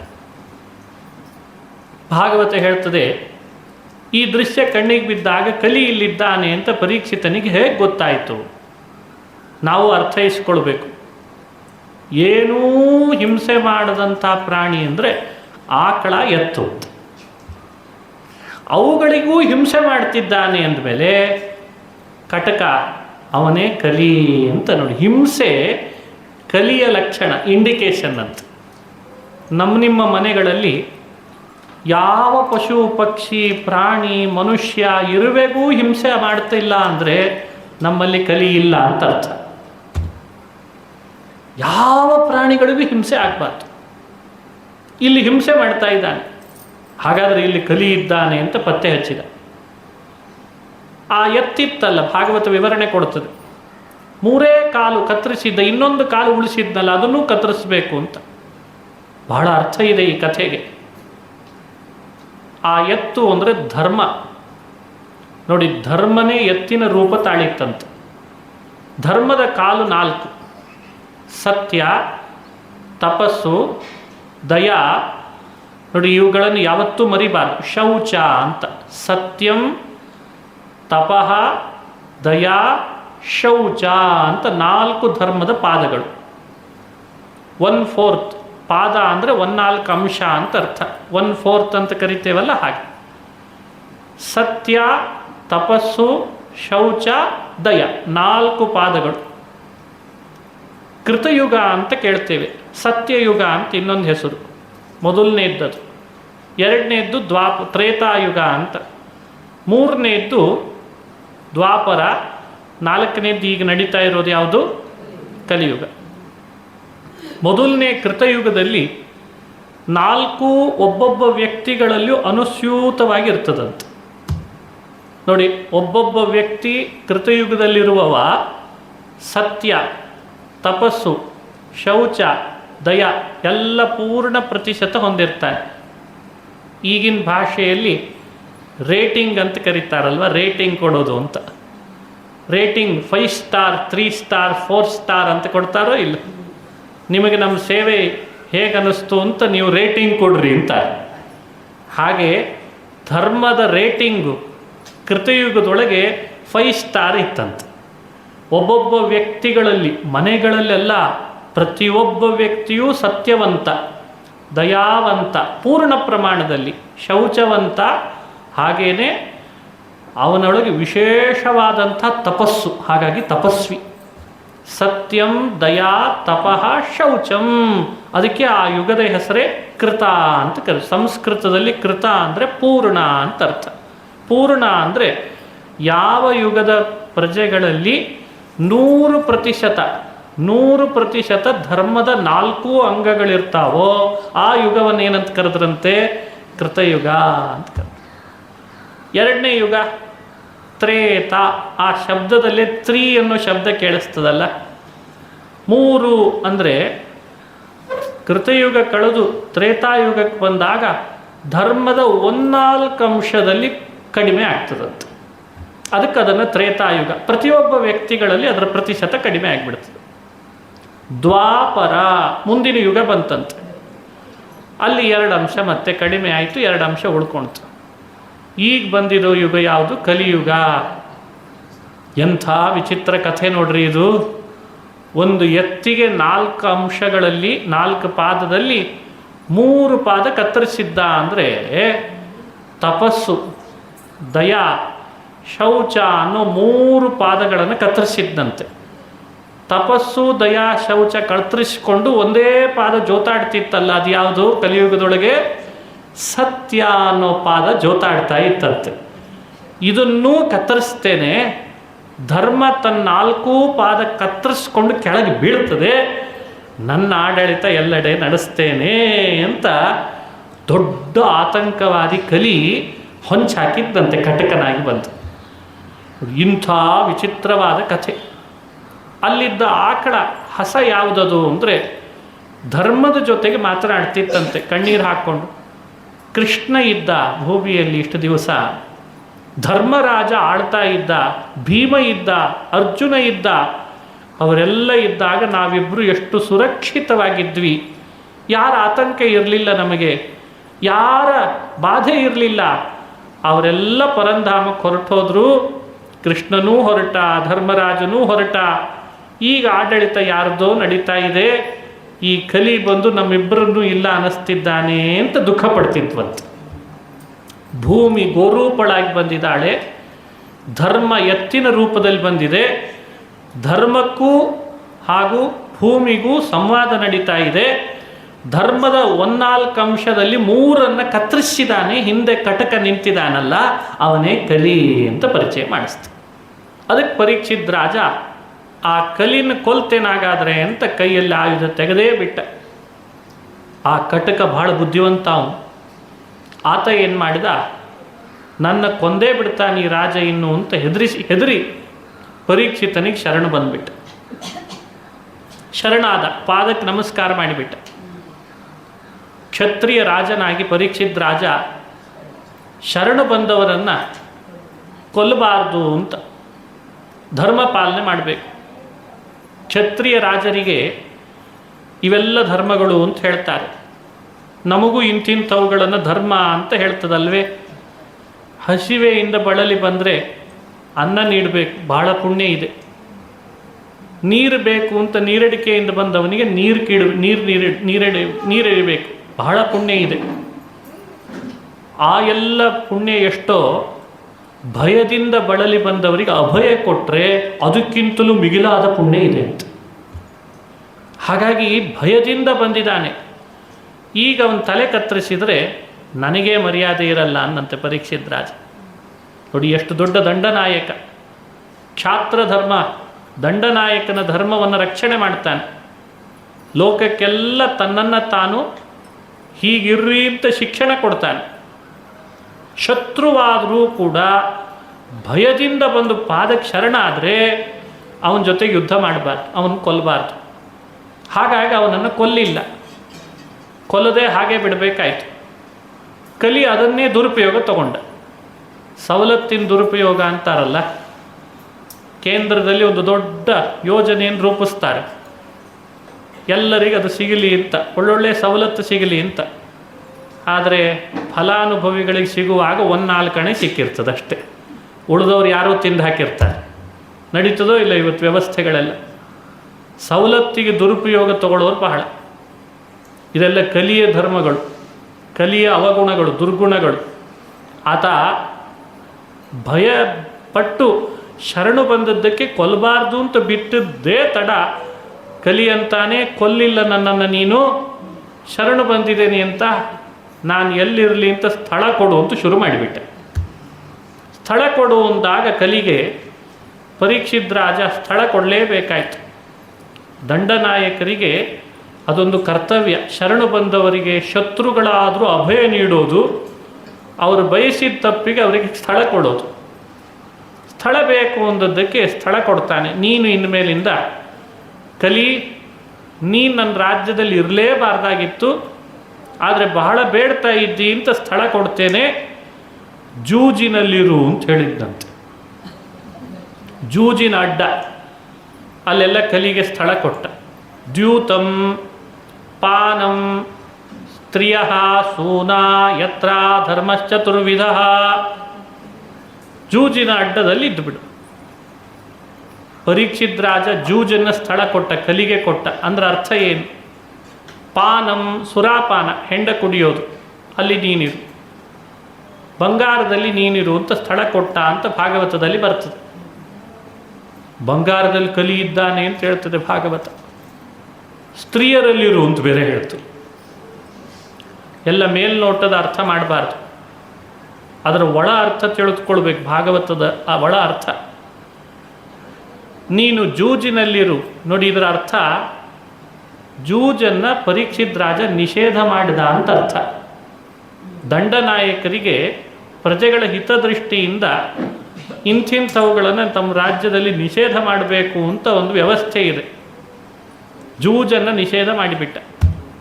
ಅದೇ ಕಲಿ ನಿಗ್ರಹದ ಕಥೆ. ಅಂದರೆ ನನ್ನ ರಾಜ್ಯದ ಯಾವ ಪ್ರಜೆಗಳು ಎಂದೂ ಯಾವ ಕಾರಣಕ್ಕೂ ಜೂಜಾಡೋ ಹಾಗಿಲ್ಲ, ಜೂಜು ನಿಷೇಧ ಮಾಡಿದ. ನೀನು ಸುರಾಪಾನದಲ್ಲಿರು ಅಂತಂದ, ಹೆಂಡದಲ್ಲಿ. ಅಂದ್ರೆ ಅರ್ಥ ಮದ್ಯ ನಿಷೇಧ ಮಾಡಿದ, ಮದ್ಯ ನಿಷೇಧ ಜಾರಿಗೆ ತಂದ. ಅಲ್ಲ, ಈಗಲೂ ಎಲ್ಲ ನಿಷೇಧ ಅಂತ ಮಾಡಿರ್ತಾರೆ, ಆಮೇಲೆ ಅದು ಆ ಬೋರ್ಡ್ ಕೆಳಗೆ ಕುಡಿತಿರ್ತಾರೆ. ಮತ್ತೆ ಮೇಲ್ಗಡೆ ಬೋರ್ಡ್ ಇರ್ತದೆ, ಕೆಳಗಡೆಯಲ್ಲಿ ಕುಡಿತಿರ್ತಾರೆ. ಮದ್ಯ ನಿಷೇಧ ಮಾಡಿದ ಅಂತ ಅರ್ಥ. ಈಗಿನ ವಿಪರ್ಯಾಸ, ಈಗಿಂದ ಹೇಳಲಿಕ್ಕೆ ಹೊರಟ್ರೆ ಬಹಳ ಇದೆ. ಭಾಗವತದಲ್ಲಿ ಅಂದೇ ಪರೀಕ್ಷಿತ್ ರಾಜ ಪ್ರಜೆಗಳ ಹಿತದೃಷ್ಟಿಯಿಂದ ಮದ್ಯ ನಿಷೇಧ ಮಾಡಿಬಿಟ್ಟ. ಬಂಗಾರ ಅಂದರೆ ಬಂಗಾರ ಅಲ್ಲ, ನಾವು ನೀವು ದೇಹದಲ್ಲಿ ಧರಿಸೋ ಬಂಗಾರ ಅಂತಲ್ಲ. ಯಾರು ಸಂಪತ್ತು ಪ್ರಾಮಾಣಿಕವಾಗಿ ದುಡಿಯಲ್ಲ, ಮೋಸದಿಂದಲೋ ಸುಳ್ಳು ಹೇಳಿಯೋ ದುಡಿತಾರೆ, ಅಂಥ ಸಂಪತ್ತಿನಲ್ಲಿ ಕಲಿ ಇದ್ದಾನೆ ಅಂತ ಅರ್ಥ. ಇವತ್ತೆಲ್ಲ ಬೇಗ ಅರ್ಥ ಆಗ್ತದೆ. ಬ್ಲ್ಯಾಕ್ ಮನಿ ಅಂತ ಕರೀತಾರೆ, ಕಪ್ಪು ಹಣ. ಎಲ್ಲ ಟೇಬಲ್ ಕೆಳಗಡೆ ಕೈಯಾಡಿಸಿ ತಗೊಳ್ತಾರಂತೆ, ಮುಚ್ಚಿ ಮುಚ್ಚಿ ತಗೊಳ್ತಾರೆ. ಅದನ್ನು ಧೈರ್ಯದಿಂದ ತಗೊಳ್ತಾರೆ. ಮತ್ತೆ ಅದರಲ್ಲಿ ಧೈರ್ಯ ಜಾಸ್ತಿ.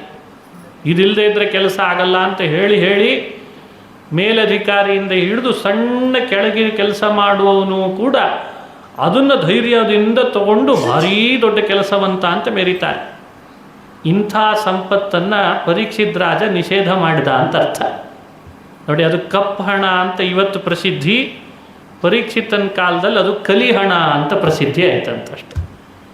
ಅರ್ಹತೆ ಮೀರಿ ಸಂಪಾದನೆ ಮಾಡ್ತಾರೆ, ಲೋಕಾಯುಕ್ತರು ದಾಳಿ ಮಾಡ್ತಾರೆ. ಆವಾಗ ಅರ್ಹತೆ ಮೀರಿ ಸಂಪಾದನೆ ಮಾಡಿದ ಮೇಲೆ ಮತ್ತದು ಹಣ ಅವಂದಲ್ಲ ಅಂತ ಅರ್ಥ ಅಲ್ವೇ? ಅದು ಯಾವುದೋ ಬೇರೆ ದಾರಿಯಿಂದಲೇ ದುಡ್ದಿದ್ದಾನೆ ಅಂತ ಅರ್ಥ ಅಲ್ವೇ? ಅಂಥ ಹಣ ಎಲ್ಲ ಕಪ್ಪು ಹಣ, ಅದನ್ನು ನಿಷೇಧ ಮಾಡಿದ ಅಂತ ಅರ್ಥ. ನೋಡಿ, ಹೀಗೆ ದಂಡನಾಯಕನಾಗಿ ಪರೀಕ್ಷಿತ್ ರಾಜ ಕಪ್ಪು ಹಣದಲ್ಲಿ ಕಲಿ ಇರಲಿ, ಸುರಾಪಾನದಲ್ಲಿ ಕಲಿ ಇರಲಿ, ಹಾಗೇನೆ ದುಷ್ಟ ಸ್ತ್ರೀಯರು, ವೇಶ್ಯೆ ಮೊದಲಾದ ದುಷ್ಟ ಸ್ತ್ರೀಯರಲ್ಲಿ ಕಲಿ ಇರಲಿ ಅಂತ ಹೀಗೆ ಕಲಿಗೆ ಸ್ಥಳ ನಿರ್ದೇಶ ಮಾಡಿ, ನಿನ್ನ ಮೇಲಿಂದ ಇವುಗಳನ್ನು ಬಿಟ್ಟು ಬೇರೆ ಆಚೆ ಈಚೆ ಬರೋ ಹಾಗಿಲ್ಲ. ಹೀಗೆ ಕಲಿಯನ್ನು ನಿಗ್ರಹಿಸಿದಂಥ ಕಥೆ ಭಾಗವತದಲ್ಲಿ ಬರ್ತದೆ. ಯಾರಿದನ್ನು ಕೇಳ್ತಾರೋ, ಯಾರಿದನ್ನು ಹೇಳ್ತಾರೋ, ಅವರಿಬ್ಬರೊಳಗೂ ಕಲಿ ಒಳಗೆ ಸೇರ್ಕೊಳ್ಳಿಕ್ಕೆ ಬಂದಿದ್ದರೆ ಅವನು ದೂರ ಓಡಿ ಹೋಗ್ತಾನಂತ, ಕಲಿ ದೋಷ ದೂರ ಆಗ್ತದೆ. ಭಾಗವತ ಶ್ರವಣ ಮಾಡುವವರೆಲ್ಲ, ಹೇಳುವವರೆಲ್ಲ ಕಲಿದೋಷ ನಿವಾರಣೆ ಆಗಲಿ, ಕಲಿ ಪ್ರಭಾವ ದೂರ ಆಗಲಿ, ಯಾರು ಕಲಿ ಅಂದರೆ ಪರಿಚಯ ಮಾಡಿಕೊಂಡು ಅದನ್ನು ದೂರ ಮಾಡಿಕೊಳ್ಳಿ ಅಂತ ಈ ಕಥೆಯನ್ನು ಹೇಳ್ತಾರೆ. ಇಂಥ ರಾಜ ಪರೀಕ್ಷಿತ್ ರಾಜ ಅಂತ ಹೇಳ್ತದೆ. ಪರೀಕ್ಷಿತ್ ರಾಜ ಮಾಡಿದ ಕಲಿ ನಿಗ್ರಹದ ಕಥೆ ಬಹಳ ಅಪೂರ್ವ. ಪ್ರತಿಯೊಬ್ಬ ಮಾನವನಿಗೂ ಕಲಿ ನಿಗ್ರಹದ ಕಥೆಯಿಂದ ಅವನ ಸಹಜ ವ್ಯಕ್ತಿತ್ವ ಅಭಿವ್ಯಕ್ತ ಆಗಲಿ ಅನ್ನೋದು ಉದ್ದೇಶ. ಅವನ ಒಳಗಡೆಯಲ್ಲಿ ದುರ್ಜನರ ಸಂಘದಿಂದ ವಿಸಹಜವಾದ ದೋಷಗಳೇನಾದರೂ ಸೇರ್ಕೊಂಡಿರ್ತಾರೆ, ದುರ್ಗುಣಗಳು, ದುಶ್ಚಟಗಳಿಗೆಲ್ಲ ಬಲಿಯಾಗಿರ್ತಾನೆ. ಅದನ್ನೆಲ್ಲ ದೂರ ಮಾಡಿಕೊಳ್ಳಿ ಅನ್ನೋದು ಇದರ ಉದ್ದೇಶ. ಇಂಥ ಪರೀಕ್ಷಿತ್ ರಾಜನಿಗೆ ಒಮ್ಮೆ ಬೇಟೆ ಆಡ್ಲಿಕ್ಕೆ ಕಾಡಿಗೆ ಹೋದಾಗ ನೀರಡಿಕೆ ಆಯ್ತಂತೆ. ನೀರು ಬೇಕು ಅಂತ ಒಬ್ಬ ಋಷಿಗಳ ಆಶ್ರಮದಲ್ಲಿ ಬಂದು, ಆ ಋಷಿಗಳು ಶಮೀಕ ಅಂತ ಅವರ ಆಶ್ರಮದಲ್ಲಿ ಬಂದು ಬೇಡ್ದ, ನನಗೆ ನೀರಡಿಕೆ ಆಗಿದೆ, ನೀರು ಕೊಡ್ರಿ. ಆ ಋಷಿಗಳು ಧ್ಯಾನ ಮಾಡ್ತಾ ಇದ್ರಂತೆ. ಧ್ಯಾನ ಮಾಡೋ ಋಷಿಗಳಿಗೆ ನೀರು ಕೇಳಿದ್ದು ಕೇಳ್ತಾ ಇಲ್ಲ, ಧ್ಯಾನಾಸಕ್ತರಾಗಿದ್ದರು. ನೀರು ಕೊಡಲಿಲ್ಲಲ್ಲ ಋಷಿ ಅಂತ ಇವನಿಗೆ, ನಾನೊಬ್ಬ ರಾಜ, ನೀರು ಕೇಳಿದ್ರು ನೀರು ಕೊಡ್ತಿಲ್ಲಲ್ಲ ಅಂತ ಬಹಳ ಮನಸ್ಸಿಗೆ ಸಿಟ್ಟು ತಂದುಕೊಂಡು ಆ ಬಿಲ್ಲಿನಿಂದ ಅಲ್ಲೇ ಸತ್ತ ಹಾವನ್ನು ತೆಗೆದು ಅವರ ಕೊರಳಿಗೆ ಹಾಕಿಬಿಟ್ಟ. ನೋಡಿ, ಎಂತೆಂಥವ್ರಿಗೆ ಎಂತೆಂಥ ದುರ್ಬುದ್ಧಿ. ಕಲಿಯನ್ನೇ ನಿಗ್ರಹಿಸಿದಂಥ ರಾಜನಿಗೂ ಒಳಗಡೆಯಲ್ಲಿ ದುರ್ಬುದ್ಧಿ ಬಂತು ಅಂತದೆ ಭಾಗವತ. ಅಂದರೆ ನಾವು ಇದರಿಂದ ಎಚ್ಚರಗೊಳ್ಳಬೇಕು. ಏನು ಎಚ್ಚರ? ನಾವು ಎಷ್ಟೇ ಧಾರ್ಮಿಕರು, ದೇವಭಕ್ತರು, ಬಹಳ ಆಚಾರವಂತರು, ವಿಚಾರವಂತರು ಅಂತ ಆಗಿದ್ರೂ ಕೂಡ ಯಾವಾಗಲೋ ಒಮ್ಮೊಮ್ಮೆ ನಮಗೆ ಗಾಳಿ ಬೀಸ್ತು ಅಂದರೆ ದುರ್ಬುದ್ಧಿ ಬಂದ್ಬಿಡ್ತದೆ. ದುರ್ಬುದ್ಧಿ ಬರಲಿಕ್ಕೆ ಈಗಲೇ ಬರ್ತದೆ, ಆಗಲೇ ಬರ್ತದೆ, ಹೀಗೇ ಬರ್ತದೆ ಅಂತೇನಿಲ್ಲ. ಮೊಬೈಲ್ನಲ್ಲಿ ಆ್ಯಂಟಿವೈರಸ್ ಅಂತ ಇರ್ತದಲ್ಲ, ಯಾವಾಗ ಬೇಕಾದರೂ ವೈರಸ್ ಬರ್ತದೆ, ಹೇಳಲಿಕ್ಕೆ ಬರಲ್ಲ, ಅದಕ್ಕೆ ಆ್ಯಂಟಿವೈರಸ್ ಹಾಕ್ಕೊಂಡಿರಬೇಕು. ಹಾಗೆ ನಮ್ಮ ಬುದ್ಧಿ ಒಳಗೆ ಯಾವಾಗ ಬೇಕಾದರೂ ಯಾವ ರೀತಿಯಾಗಿಯೂ ದುರ್ಬುದ್ಧಿ ಬರ್ಬೋದು. ಪರೀಕ್ಷಿತ್ ರಾಜನಂಥವನಿಗೆ ಬಿಡಲಿಲ್ಲ. ದೊಡ್ಡ ರಾಜ, ಕಲಿಯನ್ನು ನಿಗ್ರಹಿಸಿದ ಅಂತ ಕಥೆ. ಆದರೆ ನೀರು ಕೊಡಲಿಲ್ಲ ಅನ್ನೋ ಒಂದು ಸಣ್ಣ ಕಾರಣಕ್ಕೆ ಧ್ಯಾನಾಸಕ್ತದಾದ ಋಷಿಗಳಿಗೆ ಅವಮಾನ ಮಾಡಿಬಿಟ್ಟ. ಅವರೇನೂ ಮಾಡಲಿಲ್ಲ, ಮಾತನಾಡಲಿಲ್ಲ, ಧ್ಯಾನದಿಂದ ಹೊರಬರಲಿಲ್ಲ ಶಮೀಕ ಋಷಿಗಳು. ಆದರೆ ದೈವ ನೋಡಿ, ಇವನಿಗೆ ಶಿಕ್ಷೆ ಆಗಬೇಕು ಅಂತಿತ್ತು. ಮಾಡಿದ ತಪ್ಪಿಗೆ ಶಿಕ್ಷೆ ಆಗಲೇಬೇಕಲ್ಲ. ಅವರ ಮಗ ಒಬ್ಬ ಇದ್ದ, ಶೃಂಗಿ ಅಂತ. ಶಮೀಕ ಋಷಿಗಳ ಮಗ ಶೃಂಗಿ, ಅವನು ಒಳ್ಳೆ ಸಿದ್ಧ ತಪಸ್ವಿ. ಆತ ಹೀಗೆ ಸತ್ತಾವ ಹಾಕಿದ್ದನ್ನು ಯಾರ್ದೋ ಬಾಯಿಂದ ಕೇಳಿದ. ಅವನಿಗೆ ಸಿಟ್ಟು ಬಂತು. ನಮ್ಮ ತಂದೆ ಧ್ಯಾನ ಮಾಡುವಾಗ ರಾಜ ಬಂದು ಕೊರಳಿಗೆ ಸತ್ತಾವ ಹಾಕಿ ಅವಮಾನ ಮಾಡ್ತಾನಲ್ಲ, ಆ ರಾಜನಿಗೆ 7 ದಿವಸಕ್ಕೆ ತಕ್ಷಕ ಹಾವು ಕಚ್ಚಿ ಸಾಯಿಲಿ ಅಂತ ಶಾಪ ಹಾಕಿಬಿಟ್ಟು.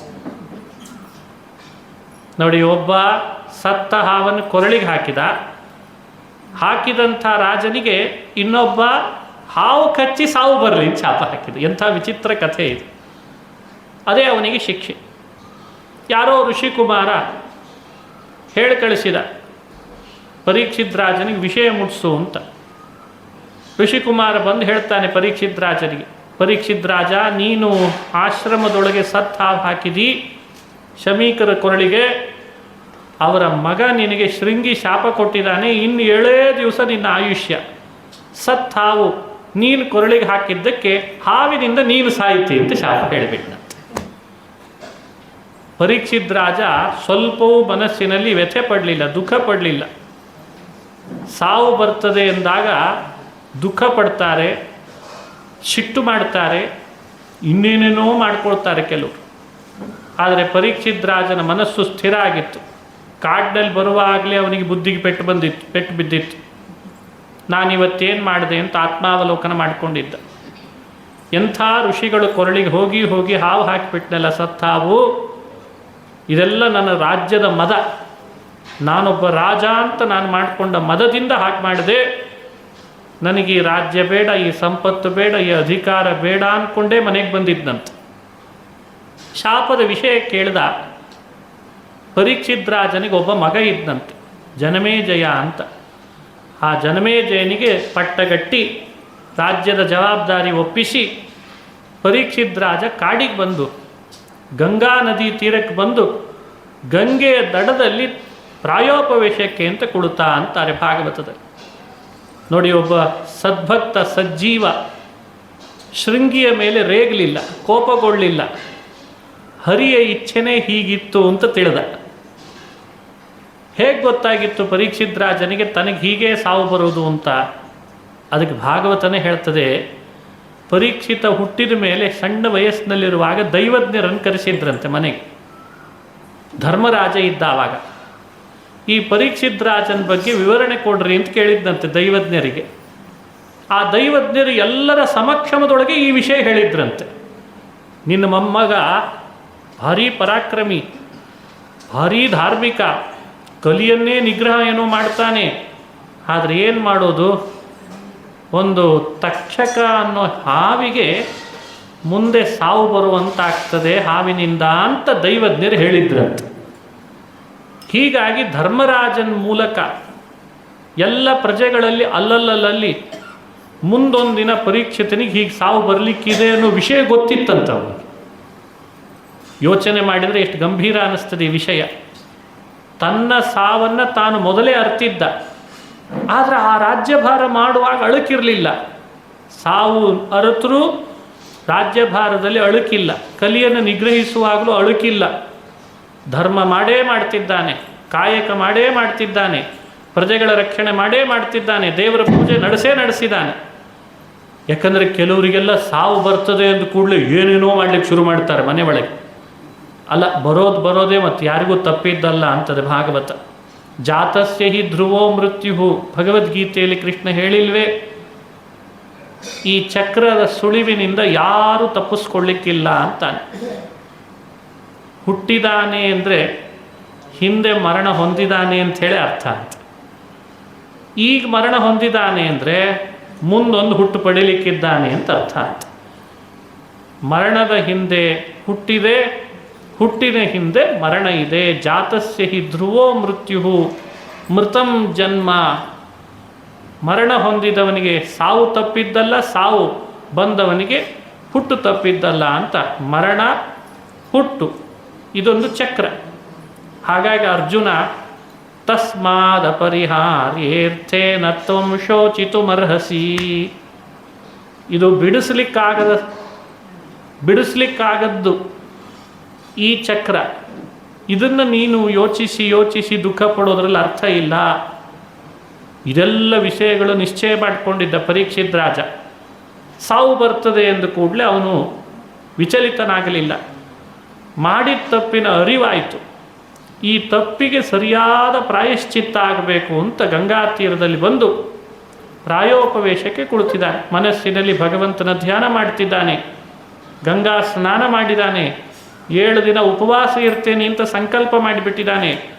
ನಾನೊಬ್ಬ ಮಹಾತ್ಮರಿಗೆ ದ್ರೋಹ ಮಾಡಿಬಿಟ್ಟೆ, ಬ್ರಹ್ಮಜ್ಞಾನಿಗಳಿಗೆ ಸತ್ತ ಹಾಕಿ ಅಪರಾಧ ಮಾಡಿದೆ, ಅದೆಲ್ಲ ಕಳಿಬೇಕು ಆ ಪಾಪ ಅಂತ ಸಂಕಲ್ಪ ಮಾಡಿ ಪ್ರಾಯೋಪವೇಶಕ್ಕೆ ಕೊಡ್ತ. ನೋಡಿ, ಅವನ ದೃಢ ವಿಶ್ವಾಸ, ಅವನ ಸಂಕಲ್ಪ, ಅವನ ಶ್ರದ್ಧೆಗೆ ಭಗವಂತ ಮೆಚ್ಚಿ ಭಾಗವತ ಬರೆದ ವೇದವ್ಯಾಸರೇ ಅಲ್ಲಿಗೆ ಬಂದುಬಿಟ್ರಂತ. ಅವನಿದ್ದೆಡೆ ವೇದವ್ಯಾಸ ಬಂದ, ಪರಶುರಾಮ ಬಂದ. ಇದೆಲ್ಲ ಕ್ಷೇತ್ರ ಪರಶುರಾಮ ಕ್ಷೇತ್ರ ನಾವು ಕೊಳ್ತದ್ದು. ಅಂದೂ ಪರಶುರಾಮ ಇದ್ದಂತೆ ಪರೀಕ್ಷಿತನ ಬಳಿಗೆ ಬಂದ ಅಂತದೆ ಭಾಗವತ ಹೇಳಬೇಕು ಅಂತ ಹೇಳಿ, ಪ್ರವಚನ ಹೇಳಬೇಕು ಅಂತ ಶುಕಾಚಾರ್ಯರು ಬಂದರು. ವೇದವ್ಯಾಸರ ಮಗ ಶುಕಾಚಾರ್ಯರು ಬಂದರು. ನಾರದರು ಬಂದರು. ತ್ರಿಲೋಕ ಸಂಚಾರಿಗಳಾದ ನಾರದರು ಈ 7 ದಿನ ಮಾತ್ರ ಎಲ್ಲೂ ಸಂಚಾರ ಮಾಡಲ್ಲ ಅಂತ ಅಲ್ಲಿಗೆ ಬಂದ್ರಂತ. ಅತ್ರಿ, ಚವನ, ಭರದ್ವಾಜ, ಮೇಧಾತಿಥಿ ಇವರೆಲ್ಲ ತೀರ್ಥಕ್ಷೇತ್ರಗಳ ಯಾತ್ರೆ ಹೊರಟಿದ್ರಂತೆ. ಪರೀಕ್ಷಿತ್ ರಾಜನಿಗೆ ಹೀಗಾಗಿದೆ, ಪಾಂಡವರ ಮೊಮ್ಮಗನಿಗೆ ಅಲ್ಲೊಂದು ಜ್ಞಾನ ಸತ್ರ ನಡೀತದೆ, ಭಾಗವತ ಕಥಾ ನಡೀತದೆ. ಶುಕಾಚಾರ್ಯರು ಹೇಳ್ತಾರೆ, ವೇದವ್ಯಾಸರ ದರ್ಶನ ಆಗ್ತದೆ, ಯಾಕೆ ಬಿಡಬೇಕು, ನಾವು ಹೋಗೋಣ ಅಂತ ತೀರ್ಥಯಾತ್ರೆಯನ್ನೆಲ್ಲ ರದ್ದುಗೊಳಿಸಿ ಭಾಗವತ ಕೇಳಲಿಕ್ಕೆ ಬಂದ್ಬಿಟ್ರಂತೆ. ಇದು ಎಂಥ ಅದ್ಭುತ! ಆ ಭಾಗವತದ ಬಗ್ಗೆ ಅಷ್ಟು ಆಕರ್ಷಣೆ ಎಲ್ಲರಿಗೂ ಕೂಡ. ಗಂಗಾ ತೀರ ಅಂದರೆ ಇವತ್ತಿಗೂ ಆ ಸ್ಥಳ ಇದೆ. ಪರೀಕ್ಷಿತ್ ರಾಜ ಭಾಗವತ ಕೇಳಿದ ಕ್ಷೇತ್ರ ಯಾವುದು? ಶುಕಸ್ಥಳ ಅಂತ. ದೆಹಲಿಯಿಂದ 80 ಕಿಲೋಮೀಟರ್ ಆಸ್ಪಾಸ್ನಲ್ಲಿ ಶುಕ್ತಾಲ್ ಅಂತ, ಶುಕ್ರತಾಲ್ ಅಂತ ಕರೀತಾರೆ. ಅಲ್ಲೇ ಪರೀಕ್ಷಿತ್ ರಾಜ ಗಂಗಾ ತೀರದಲ್ಲಿ ಭಾಗವತ ಶ್ರವಣ ಮಾಡಿದ. ಬ್ರಹ್ಮಜ್ಞಾನಿಗಳೆಲ್ಲ ಸೇರಿದರು. ಶುಕಾಚಾರ್ಯರು ಪುರಾಣ ಹೇಳಲಿಕ್ಕೆ ಪ್ರಾರಂಭ ಮಾಡಿದ್ರಂತೆ. ಏನು ಅದ್ಭುತ ಪುರಾಣ! ನಮಃ ಪರಸ್ಮೈ ಪುರುಷಾಯ ಭೂಯಸೆ ಸದುದ್ಭವಸ್ಥಾನ ನಿರೋಧ ಲೀಲಯಾ ಗೃಹೀತ ಶಕ್ತಿ ತ್ರಿತಯಾಯ ದೇಹಿನಾಂ ಅಂತರ್ಧ್ರುವಾಯಾನುಪಲಭ್ಯ ವರ್ತಮನೆ. ನಮಃ ಪರಸ್ಮೈ ಪುರುಷಾಯ ಭೂಯಸೆ ಅಂತ ಭಾಗವತ ಹೇಳಲಿಕ್ಕೆ ಭಗವಂತನ ಕಥೆ ಹೇಳಲಿಕ್ಕೆ ಪ್ರಾರಂಭ ಮಾಡಿದ್ರು. ಪರೀಕ್ಷಿತ್ ರಾಜ ಎಲ್ಲರನ್ನು ಸ್ವಾಗತ ಮಾಡಿ ಕೇಳ್ತಾನೆ, ನನಗೆ ತಕ್ಷಕ ಸರ್ಪ ಕಚ್ತದೆ, ಸಾವು ಬರ್ತದೆ, ಹಾಗಾಗಿ ನೀವ್ಯಾರಾದರೂ ಮಂತ್ರಶಕ್ತಿಯಿಂದಲೋ ತಂತ್ರದಿಂದಲೋ ಆ ಸರ್ಪ ಕಚ್ಚದಂಗೆ ಮಾಡ್ರಿ ಅಂತ ಕೇಳ್ಕೊಳ್ಳೋದಿಲ್ಲ ಅನ್ನಂಥವು. ತಕ್ಷಕ ಸರ್ಪ ಬರಲಿ, ನನಗೂ ಗೊತ್ತು ಬಂದೇ ಬರ್ತದೆ, ಕಚ್ತದೆ, ಕಚ್ಚಲಿ, ನೀವ್ಯಾರು ಅದನ್ನು ತಡಿಬೇಡ್ರಿ, ಅದು ಕಚ್ಚಲಿ, ನಾನು ದೇಹನೂ ಬಿಡಲಿಕ್ಕೆ ಸಿದ್ಧನಿದ್ದೇನೆ, ಆದರೆ ದೇಹ ಬಿಡೋ ಕ್ಷಣಗಳಲ್ಲಿ ನನ್ನ ಕಿವಿ ತುಂಬ ದೇವರ ನಾಮ ಕೇಳೋ ಹಾಗೆ ಮಾಡ್ರಿ ಅಂತ ಪ್ರಾರ್ಥನೆ ಮಾಡಿದ್ದ. ನೋಡಿ, ಕೃಷ್ಣ ಭಗವದ್ಗೀತೆಯಲ್ಲಿ ಒಬ್ಬ ಮನುಷ್ಯ ಭೂಮಿಗೆ ಬಂದಾಗ ಸಾವಿಗೆ ಹೆದರಬಾರ್ದು, ಧೈರ್ಯದಿಂದ ಸಾವಿಗೆ ತನ್ನ ದೇಹ ಒಪ್ಪಿಸ್ಬೇಕು. ಬಾ, ಬರ್ತೀಯ ಬಾ ಅಂತ. ಅವಭೃತ ಸ್ನಾನ ಜೀವನದಲ್ಲಿ ಸಾವು. ಆದರೆ ಸಾವಿನ ಕ್ಷಣಗಳಲ್ಲಿ ಒಂದನ್ನು ಮಾಡೋದು ಮರಿಬಾರ್ದು. ಯಾವುದು? ಪ್ರಯಾಣ ಕಾಲೇ ಚ ಮಾಂ. ಭಗವದ್ಗೀತೆಯಲ್ಲಿ ಪ್ರಯಾಣ ಕಾಲ ಅಂತ ಶಬ್ದ ಆಡಿದ್ದಾರೆ. ಪ್ರಯಾಣ ಕಾಲ ಅಂದರೆ ಮನುಷ್ಯ ದೇಹ ಬಿಟ್ಟು ಹೋಗುವ ಸಮಯ. ಆ ಸಮಯದಲ್ಲಿ ಭಗವಂತನನ್ನು ಕಿವಿ ತುಂಬ ಕೇಳಬೇಕು, ಹೃದಯ ತುಂಬ ಧ್ಯಾನ ಮಾಡಬೇಕಂತ. ಹಾಗೆ ಯಾರು ಮಾಡ್ತಾನೋ ಮತ್ತೆ ಭೂಮಿಯಲ್ಲಿ ಆತ ಹುಟ್ಟಲ್ಲ ಅಂತಾರೆ. ಪರೀಕ್ಷಿತ್ ರಾಜ ಅಷ್ಟು ಜನ ಬ್ರಹ್ಮರ್ಷಿಗಳನ್ನು ಅಲ್ಲಿ ಪ್ರಾರ್ಥನೆ ಮಾಡಿಕೊಳ್ಳುವಾಗ ಹೇಳಿದ್ದಿದೇ ಮಾತನ್ನು. ನಾನು ದೇಹ ಬಿಡೋ ಕ್ಷಣಗಳಲ್ಲಿ ನನ್ನ ಕಿವಿ ತುಂಬ ಭಗವಂತನನ್ನು ಕೊಂಡಾಡುವ ವೇದ ಮಂತ್ರಗಳು ಕೇಳೋ ಹಾಗೆ ನೀವು ಹೇಳ್ರಿ ಅಂತನ್ನಂತೆ. ಗಾಯಥ ವಿಷ್ಣು ಗಾಥಾ ಯತ್ರಾನಂದಾಶ್ಚ ಮೋದಾಶ್ಚ ಮುದ ಪ್ರಮದಾಸಥೇ. ಇದು ವೇದ ಮಂತ್ರ. ಇದನ್ನು ದೇಹ ಬಿಡೋ ಕೊನೆ ಕ್ಷಣಗಳಲ್ಲಿ ಕಿವಿಯಲ್ಲಿ ಹೇಳಬೇಕಂತಿರೋದು. ಈಗ ಹೇಳಲಿಕ್ಕಾಗಲ್ಲ. ದೇಹ ಬಿಟ್ಟು ಎಷ್ಟೋ ದಿನ ಆದಮೇಲೆ ಒಂದು ಉದಕ ಶಾಂತಿ ಅಂತ ಮಾಡ್ತಾರೆ, ಆವಾಗ ಹೇಳ್ತಾರೆ. ಈಗ ಈ ಯಾಜ್ಞಿಕರಲ್ಲಿ ಆಮೇಲೆ ಹೇಳೋದಕ್ಕೆ ಬಂದಿದೆ. ಆಮೇಲೂ ಹೇಳಬೇಕು, ದೇಹ ಬಿಡುವಾಗ ವಿಶೇಷವಾಗಿ ಹೇಳಬೇಕು. ಯತ್ರ ಆನಂದಾಶ್ಚ ಮೋದಾಶ್ಚ ಮುದ ಪ್ರಮದಾಸಥೇ ತತ್ರ ಮಾಂ ಅಮೃತಂ ಕೃಧಿ ಅಂತ ವೇದ ಮಂತ್ರ ಹೇಳಬೇಕು. ಈ ವೇದ ಬರಲ್ಲ. ಅಚ್ಯುತ, ಅನಂತ, ಗೋವಿಂದ, ನಾರಾಯಣ, ರಾಮ, ಹರಿ, ಕೃಷ್ಣ ಈ ಮಂತ್ರಗಳನ್ನು ನಾಮಗಳನ್ನಾದರೂ ಹೇಳಬೇಕು ಕಿವಿಯಲ್ಲಿ. ಅದನ್ನು ಆತ ಪ್ರಾರ್ಥನೆ ಮಾಡಿದ. ಮತ್ತೇನು ಬೇಕು ನಿನಗೆ ಅಂತಂದರು ಪರೀಕ್ಷಿತ್ ರಾಜನಿಗೆ. ಯಾಕಂದರೆ ದೊಡ್ಡ ದೊಡ್ಡ ಋಷಿಗಳು, ಅಗಸ್ತ್ಯರು ಬಂದಿದ್ದಾರೆ, ವಸಿಷ್ಠರು ಬಂದಿದ್ದಾರೆ, ಚವನರಿದ್ದಾರೆ, ಉಚಥ್ಯರಿದ್ದಾರೆ, ಇಂದ್ರಪ್ರಮದರಿದ್ದಾರೆ. ಒಬ್ಬೊಬ್ಬರು ಬೆಟ್ಟವನ್ನೇ ಕೆಳಗೆ ಅಮುಕಿದವರು, ಸಮುದ್ರವನ್ನೇ ಆಚಮನ ಮಾಡಿದವರು. ಅಂಥಂಥ ಬ್ರಹ್ಮರ್ಷಿಗಳನ್ನು ಏನು ಕೇಳಿದರೂ ಕೊಡೋ ಶಕ್ತಿ ಇದೆ ಅವರಿಗೆ. ಅವರಿಗೇನು ಕೇಳ್ದ? ಮಹತ್ಸು ಯಾಂ ಯಾಂ ಉಪಯಾಮಿ ಯೋನಿಂ. ಮಹಾತ್ಮರೇ, ನೀವೆಲ್ಲ ಪಾಂಡವರ ಮೇಲಿರುವ ಶ್ರದ್ಧೆಯಿಂದ ಅಭಿಮಾನದಿಂದ ಬಂದಿದ್ದೀರಿ, ನನ್ನ ಮೇಲೆ ಕರುಣೆ ತೋರಿಸ್ಲಿಕ್ಕೆ ಬಂದಿದ್ದೀರಿ. ನಿಮ್ಮ ದರ್ಶನವೇ ಭಾಗ್ಯ ನನಗೆ. ನಾನು ದೇಹ ಬಿಡಲಿಕ್ಕೆ ಸ್ಥಿರನಾಗಿದ್ದೇನೆ. ಆದರೆ ಮುಂದೆಲ್ಲೋ ಒಮ್ಮೆ ಹುಟ್ಟಬೇಕಲ್ಲ. ಆ ಹುಟ್ಟುವಾಗ ಯಾವ ಯೋನಿಯಲ್ಲಾದರೂ ಹುಟ್ಟಲಿ, ಜಿಂಕೆಯೋ, ಹುಲಿಯೋ, ಸಿಂಹವೋ, ಕರಡಿಯೋ, ಯಾವುದೋ ಯೋನಿಯಲ್ಲಿ ಹುಟ್ಟುತ್ತೇನೆ. ನನಗದೇನು ಸಮಸ್ಯೆ ಇಲ್ಲ, ಹುಟ್ಟಿದ್ರೆ ಹುಟ್ಟಲಿ. ಆಗಲೂ ಕೂಡ ನನಗೆ ಭಗವಂತನ ಸ್ಮರಣೆ ಇರುವ ಹಾಗೆ ವರ ಕೊಡ್ರಿ ಅಂತ ಕೇಳಿದ್ದಂತೆ. ವಿಮಲಾಮತಿಂ, ನನಗೆ ಯಾವ ಯೋನಿಯಲ್ಲಿ ಹುಟ್ಟಿದ್ರೂ ದೇವರ ಬಗ್ಗೆ ಮಾತ್ರ ನಿರ್ಮಲವಾದ ತಿಳುವಳಿಕೆ ಇರೋ ಹಾಗೆ ಮಾಡ್ರಿ. ಎರಡನೇ ವರ ಕೇಳಿದ್ದಂತೆ. ಮೂರನೇ ವರ ಕೇಳ್ತಾನೆ, ಇನ್ನೊಂದು ವರ ಕೊಡ್ರಿ. ಪರೀಕ್ಷಿತ್ ರಾಜ ಅಂದ, ನಾನು ಎಲ್ಲೇ ಹುಟ್ಟಿದ್ರೂ ನಿಮ್ಮಂಥ ಮಹಾತ್ಮರ ಸಂಘ ನನಗಾಗೋ ಹಾಗೆ ವರ ಕೊಡ್ರಿ ಅಂತನ್ನಂತ. ನೋಡಿ, ಇದು ಮನುಷ್ಯರಾದವರು ಬಯಸಬೇಕಾದದ್ದು. ದೇಹ ಬಿಡೋ ಕ್ಷಣಗಳಲ್ಲಿ ಭಗವಂತನ ಸ್ಮರಣೆ, ಯಾವುದೇ ಯೋನಿಗಳಲ್ಲಿ ಹುಟ್ಟಿದ್ರೂ ದೇವರ ಬಗ್ಗೆ ತಿಳುವಳಿಕೆ, ಎಲ್ಲೇ ಹುಟ್ಟಿದ್ರೂ ನಿಮ್ಮಂಥ ಜ್ಞಾನಿಗಳ ಸಂಘ, ಸಹವಾಸ. ಇಷ್ಟಿದ್ದರೆ ಮನುಷ್ಯ ತಾನಾಗೇ ಉದ್ಧಾರ ಆಗಿಬಿಡ್ತಾನೆ. ಇವತ್ತು ನಾವು ಆ ಮೂರನ್ನು ಕಳ್ಕೊಂಡಿದ್ದೇವೆ. ದೇವರಿಂದ ವಂಚಿತರಾಗಿದ್ದೇವೆ, ದೇವರನ್ನು ಸ್ಮರಣೆ ಮಾಡದೆ, ಸಜ್ಜನರ ಸಂಘದಲ್ಲಿ ಇರ್ತಾ ಇಲ್ಲ. ಸಜ್ಜನರ ಸಂಘದಲ್ಲಿ ಬಹಳ ಕಡಿಮೆ, ಯಾವಾಗಲೋ ಒಮ್ಮೆ ಸಜ್ಜನರ ಸಹವಾಸ, ಯಾವಾಗಲೂ ದುರ್ಜನರ ಜೊತೆಗೇ ಇರ್ತೇವೆ. ಇದೇ ನಮ್ಮದು ಅನರ್ಥಕ್ಕೆ ಕಾರಣ ಆಗ್ತಾ ಇರೋದು. ಪರೀಕ್ಷಿತ್ ರಾಜ ಆ ಮೂರನ್ನೂ ಕೇಳ್ತಾನೆ. ಸಾವು ಬರೋ ಕ್ಷಣಗಳಲ್ಲಿ ದೇವರ ನಾಮಗಳು ಕಿವಿಗೆ ಬೀಳೋದು. ಈ ಮೂರನ್ನು ಕೊಡ್ರಿ. ಅವರೆಲ್ಲ ಅದನ್ನು ಅವನಿಗೆ ವರವಾಗಿ ಕೊಟ್ಟರು. ಆಮೇಲೆ ಅಲ್ಲೇ ಬಂದಂಥ ವೇದವ್ಯಾಸರ ಮಗ ಶುಕಾಚಾರ್ಯರನ್ನು ಪ್ರಾರ್ಥನೆ ಮಾಡಿದ.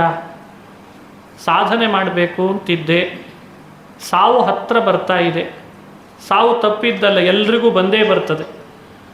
ಸಾವು ಹತ್ತಿರ ಬಂದವನು ಮಾಡಬೇಕಾದ ಪ್ರಮುಖವಾದ ಸಾಧನೆ ಯಾವುದು, ಅದನ್ನು ಹೇಳ್ರಿ. ಸಾಧನೆ ಹೇಳ್ರಿ ಅಂದಾಗ ಬಹಳ ಹೇಳಿಬಿಟ್ರೆ ಸಮಯ ಇರಲ್ಲ. ಹಾಗಾಗಿ ಕಡಿಮೆ ಸಮಯ ಇದೆ. ಯಾವುದನ್ನು ಶ್ರವಣ ಮಾಡಬೇಕು, ಯಾವುದನ್ನು ಜಪಿಸ್ಬೇಕು, ಯಾವುದನ್ನು ನಾನು ಸ್ಮರಿಸಬೇಕು. ಯತ್ ಶ್ರೋತವ್ಯಂ ಅಥೋ ಜಪ್ಯಂ ಯತ್ ಕರ್ತವ್ಯಂ ನೃಭಿಃ ಸದಾ. ನೋಡಿ, ಇದೆಲ್ಲ ನಮ್ಮ ಬಗ್ಗೆ ಆತ ಪ್ರಶ್ನೆ ಮಾಡಿದ ಹಾಗಿದೆ ಭಾಗವತದಲ್ಲಿ. ನಾವೇ ಒಂದು ರೂಪದಲ್ಲಿ ಪರೀಕ್ಷಿತ ನಮ್ಮ ಪರವಾಗಿ ನಿಂತುಕೊಂಡು ಮಾತಾಡ್ತಾನೆ. ನಮಗೂ ಇವತ್ತು ಸಮಯ ಇಲ್ಲ, ಸಮಯ ಇದೆ, ಮಾಡಿಕೊಳ್ಳಿಕ್ಕೆ ರೆಡಿ ಇಲ್ಲ. ಅವನಿಗೆ ಸಮಯ ಇಲ್ಲ, 7 ದಿವಸ ನಿಗದಿಯಾಗಿಬಿಟ್ಟಿದೆ. 7 ದಿವಸಕ್ಕೆ ತಕ್ಷಕ ಸರ್ಪ ಬರ್ತಾನೆ, ಅವನಿಗೆ ಮೃತ್ಯು ಬರಲಿಕ್ಕಿದೆ. ನಮಗೂ ಇಂದಲ್ಲ ನಾಳೆ ತಕ್ಷಕ ಸರ್ಪ ಬರ್ತಾನೆ, ನಮಗೂ ಮೃತ್ಯು ಕಾಯ್ತಾ ಇದ್ದಾನೆ, ಯಾವಾಗ ನಮ್ಮನ್ನು ಕರ್ಕೊಂಡು ಹೋಗ್ತಾನೆ ಗೊತ್ತಿಲ್ಲ, ಸಮಯ ಎಷ್ಟಿದೆ ಅಂತ ಗೊತ್ತಿಲ್ಲ. ಅವನಿಗೆ ಸಮಯ ಎಷ್ಟಿದೆ ಅಂತ ಗೊತ್ತಾಗಿತ್ತು ಅವನಿಗೆ. ಇದೆಲ್ಲ ಪರೀಕ್ಷಿತನ ಪ್ರಶ್ನೆ ಅಂದರೆ ನಮ್ಮ ಪ್ರಶ್ನೆಗಳನ್ನೇ ಅವನ ರೂಪದಲ್ಲಿ ಮಾಡಿಸಿದ್ದಾರೆ ಅಂತ ಅರ್ಥ.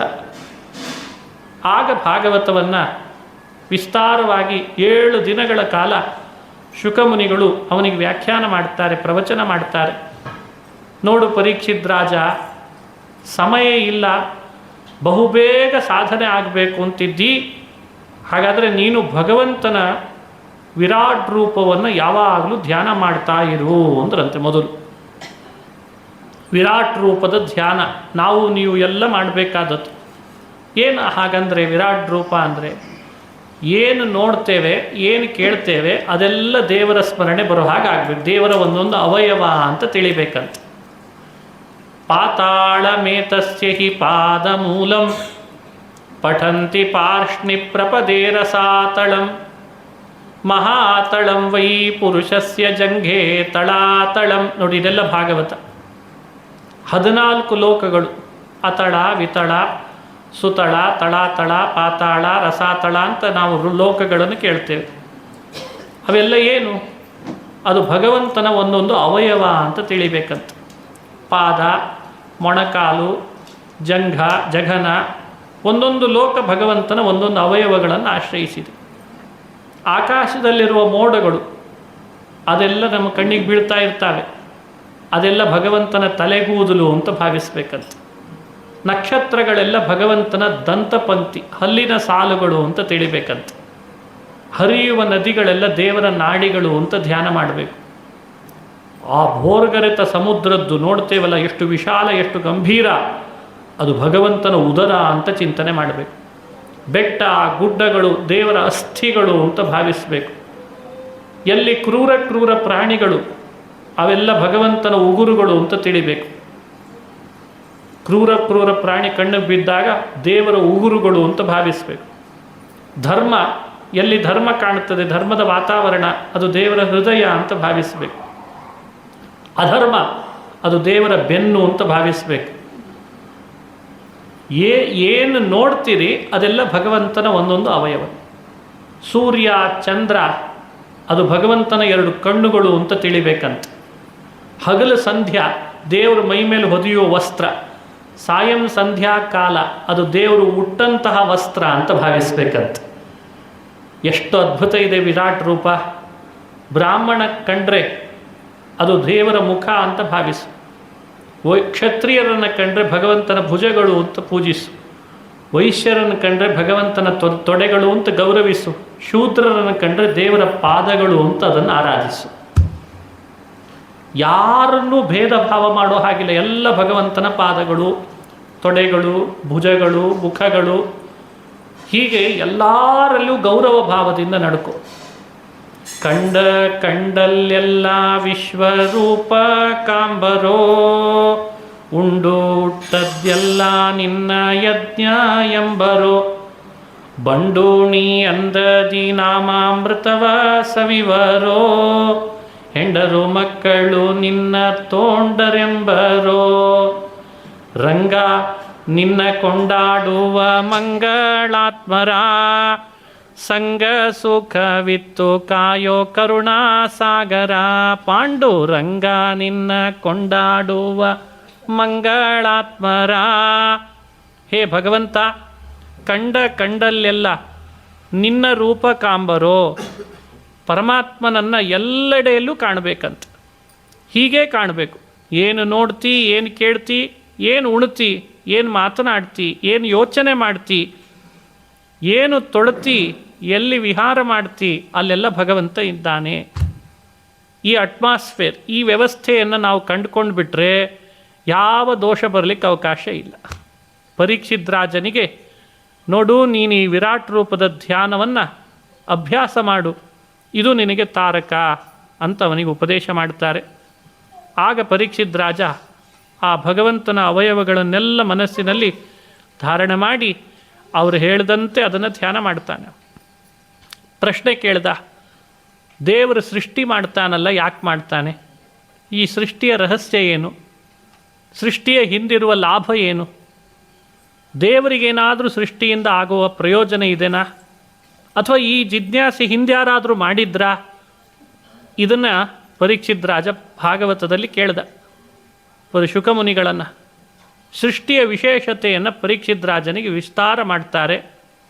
ಇವತ್ತು ಸಮಯಕ್ಕನುಗುಣವಾಗಿ ಮುಕ್ತಾಯ ಮಾಡ್ತಾ ಇದ್ದೇನೆ. ನಾಳೆ ದಿವಸ ಸೃಷ್ಟಿ ಪರಮಾತ್ಮ ಮಾಡುವ ಉದ್ದೇಶ ಏನು, ಹಾಗೆ ಕಪಿಲ ಅಂತ ಕಪಿಲ ನಾಮಕ ವಿಷ್ಣುವಿನ ಅವತಾರದ ಕಥೆ, ತನ್ನ ತಾಯಿಗೆ ಉಪದೇಶ ಮಾಡಿದ್ದು, ಆ ಭಾಗವತದ ವಿಶೇಷತೆಗಳೇನು, ಧ್ರುವ ಅಂತ ಒಬ್ಬ ಭಕ್ತ, ಭಗವದ್ಭಕ್ತ, ದೇವರನ್ನು ಕಂಡಂಥ ಧ್ರುವಕುಮಾರನ ಚರಿತ್ರೆ, ದಕ್ಷ ಅಂತ ಪ್ರಜಾಪತಿಯ ಕಥೆ, ಇವೆಲ್ಲ ನಾಳೆ ದಿವಸ ಸಾಯಂಕಾಲ ಮತ್ತೆ ಮುಂದುವರಿಸೋಣ ಅಂತ ಹೇಳ್ತಾ ಇವತ್ತಿನ ಉಪನ್ಯಾಸವನ್ನು ಮುಕ್ತಾಯ ಮಾಡ್ತಾ ಇದ್ದೇನೆ.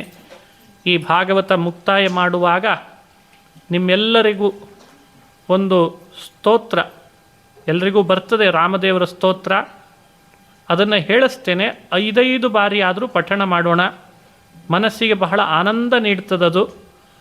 ನೀವೆಲ್ಲ ಭಗವದ್ಭಕ್ತರು ಕಣ್ಣು ಮುಚ್ಚಿ ಕೈ ಮುಗಿದು ನಾನು ಬಾಯಲ್ಲಿ ಹೇಳ್ತೇನೆ, ನೀವು ಅದನ್ನು ಪುನಃ ಹೇಳಿದರೆ ಆಯಿತು.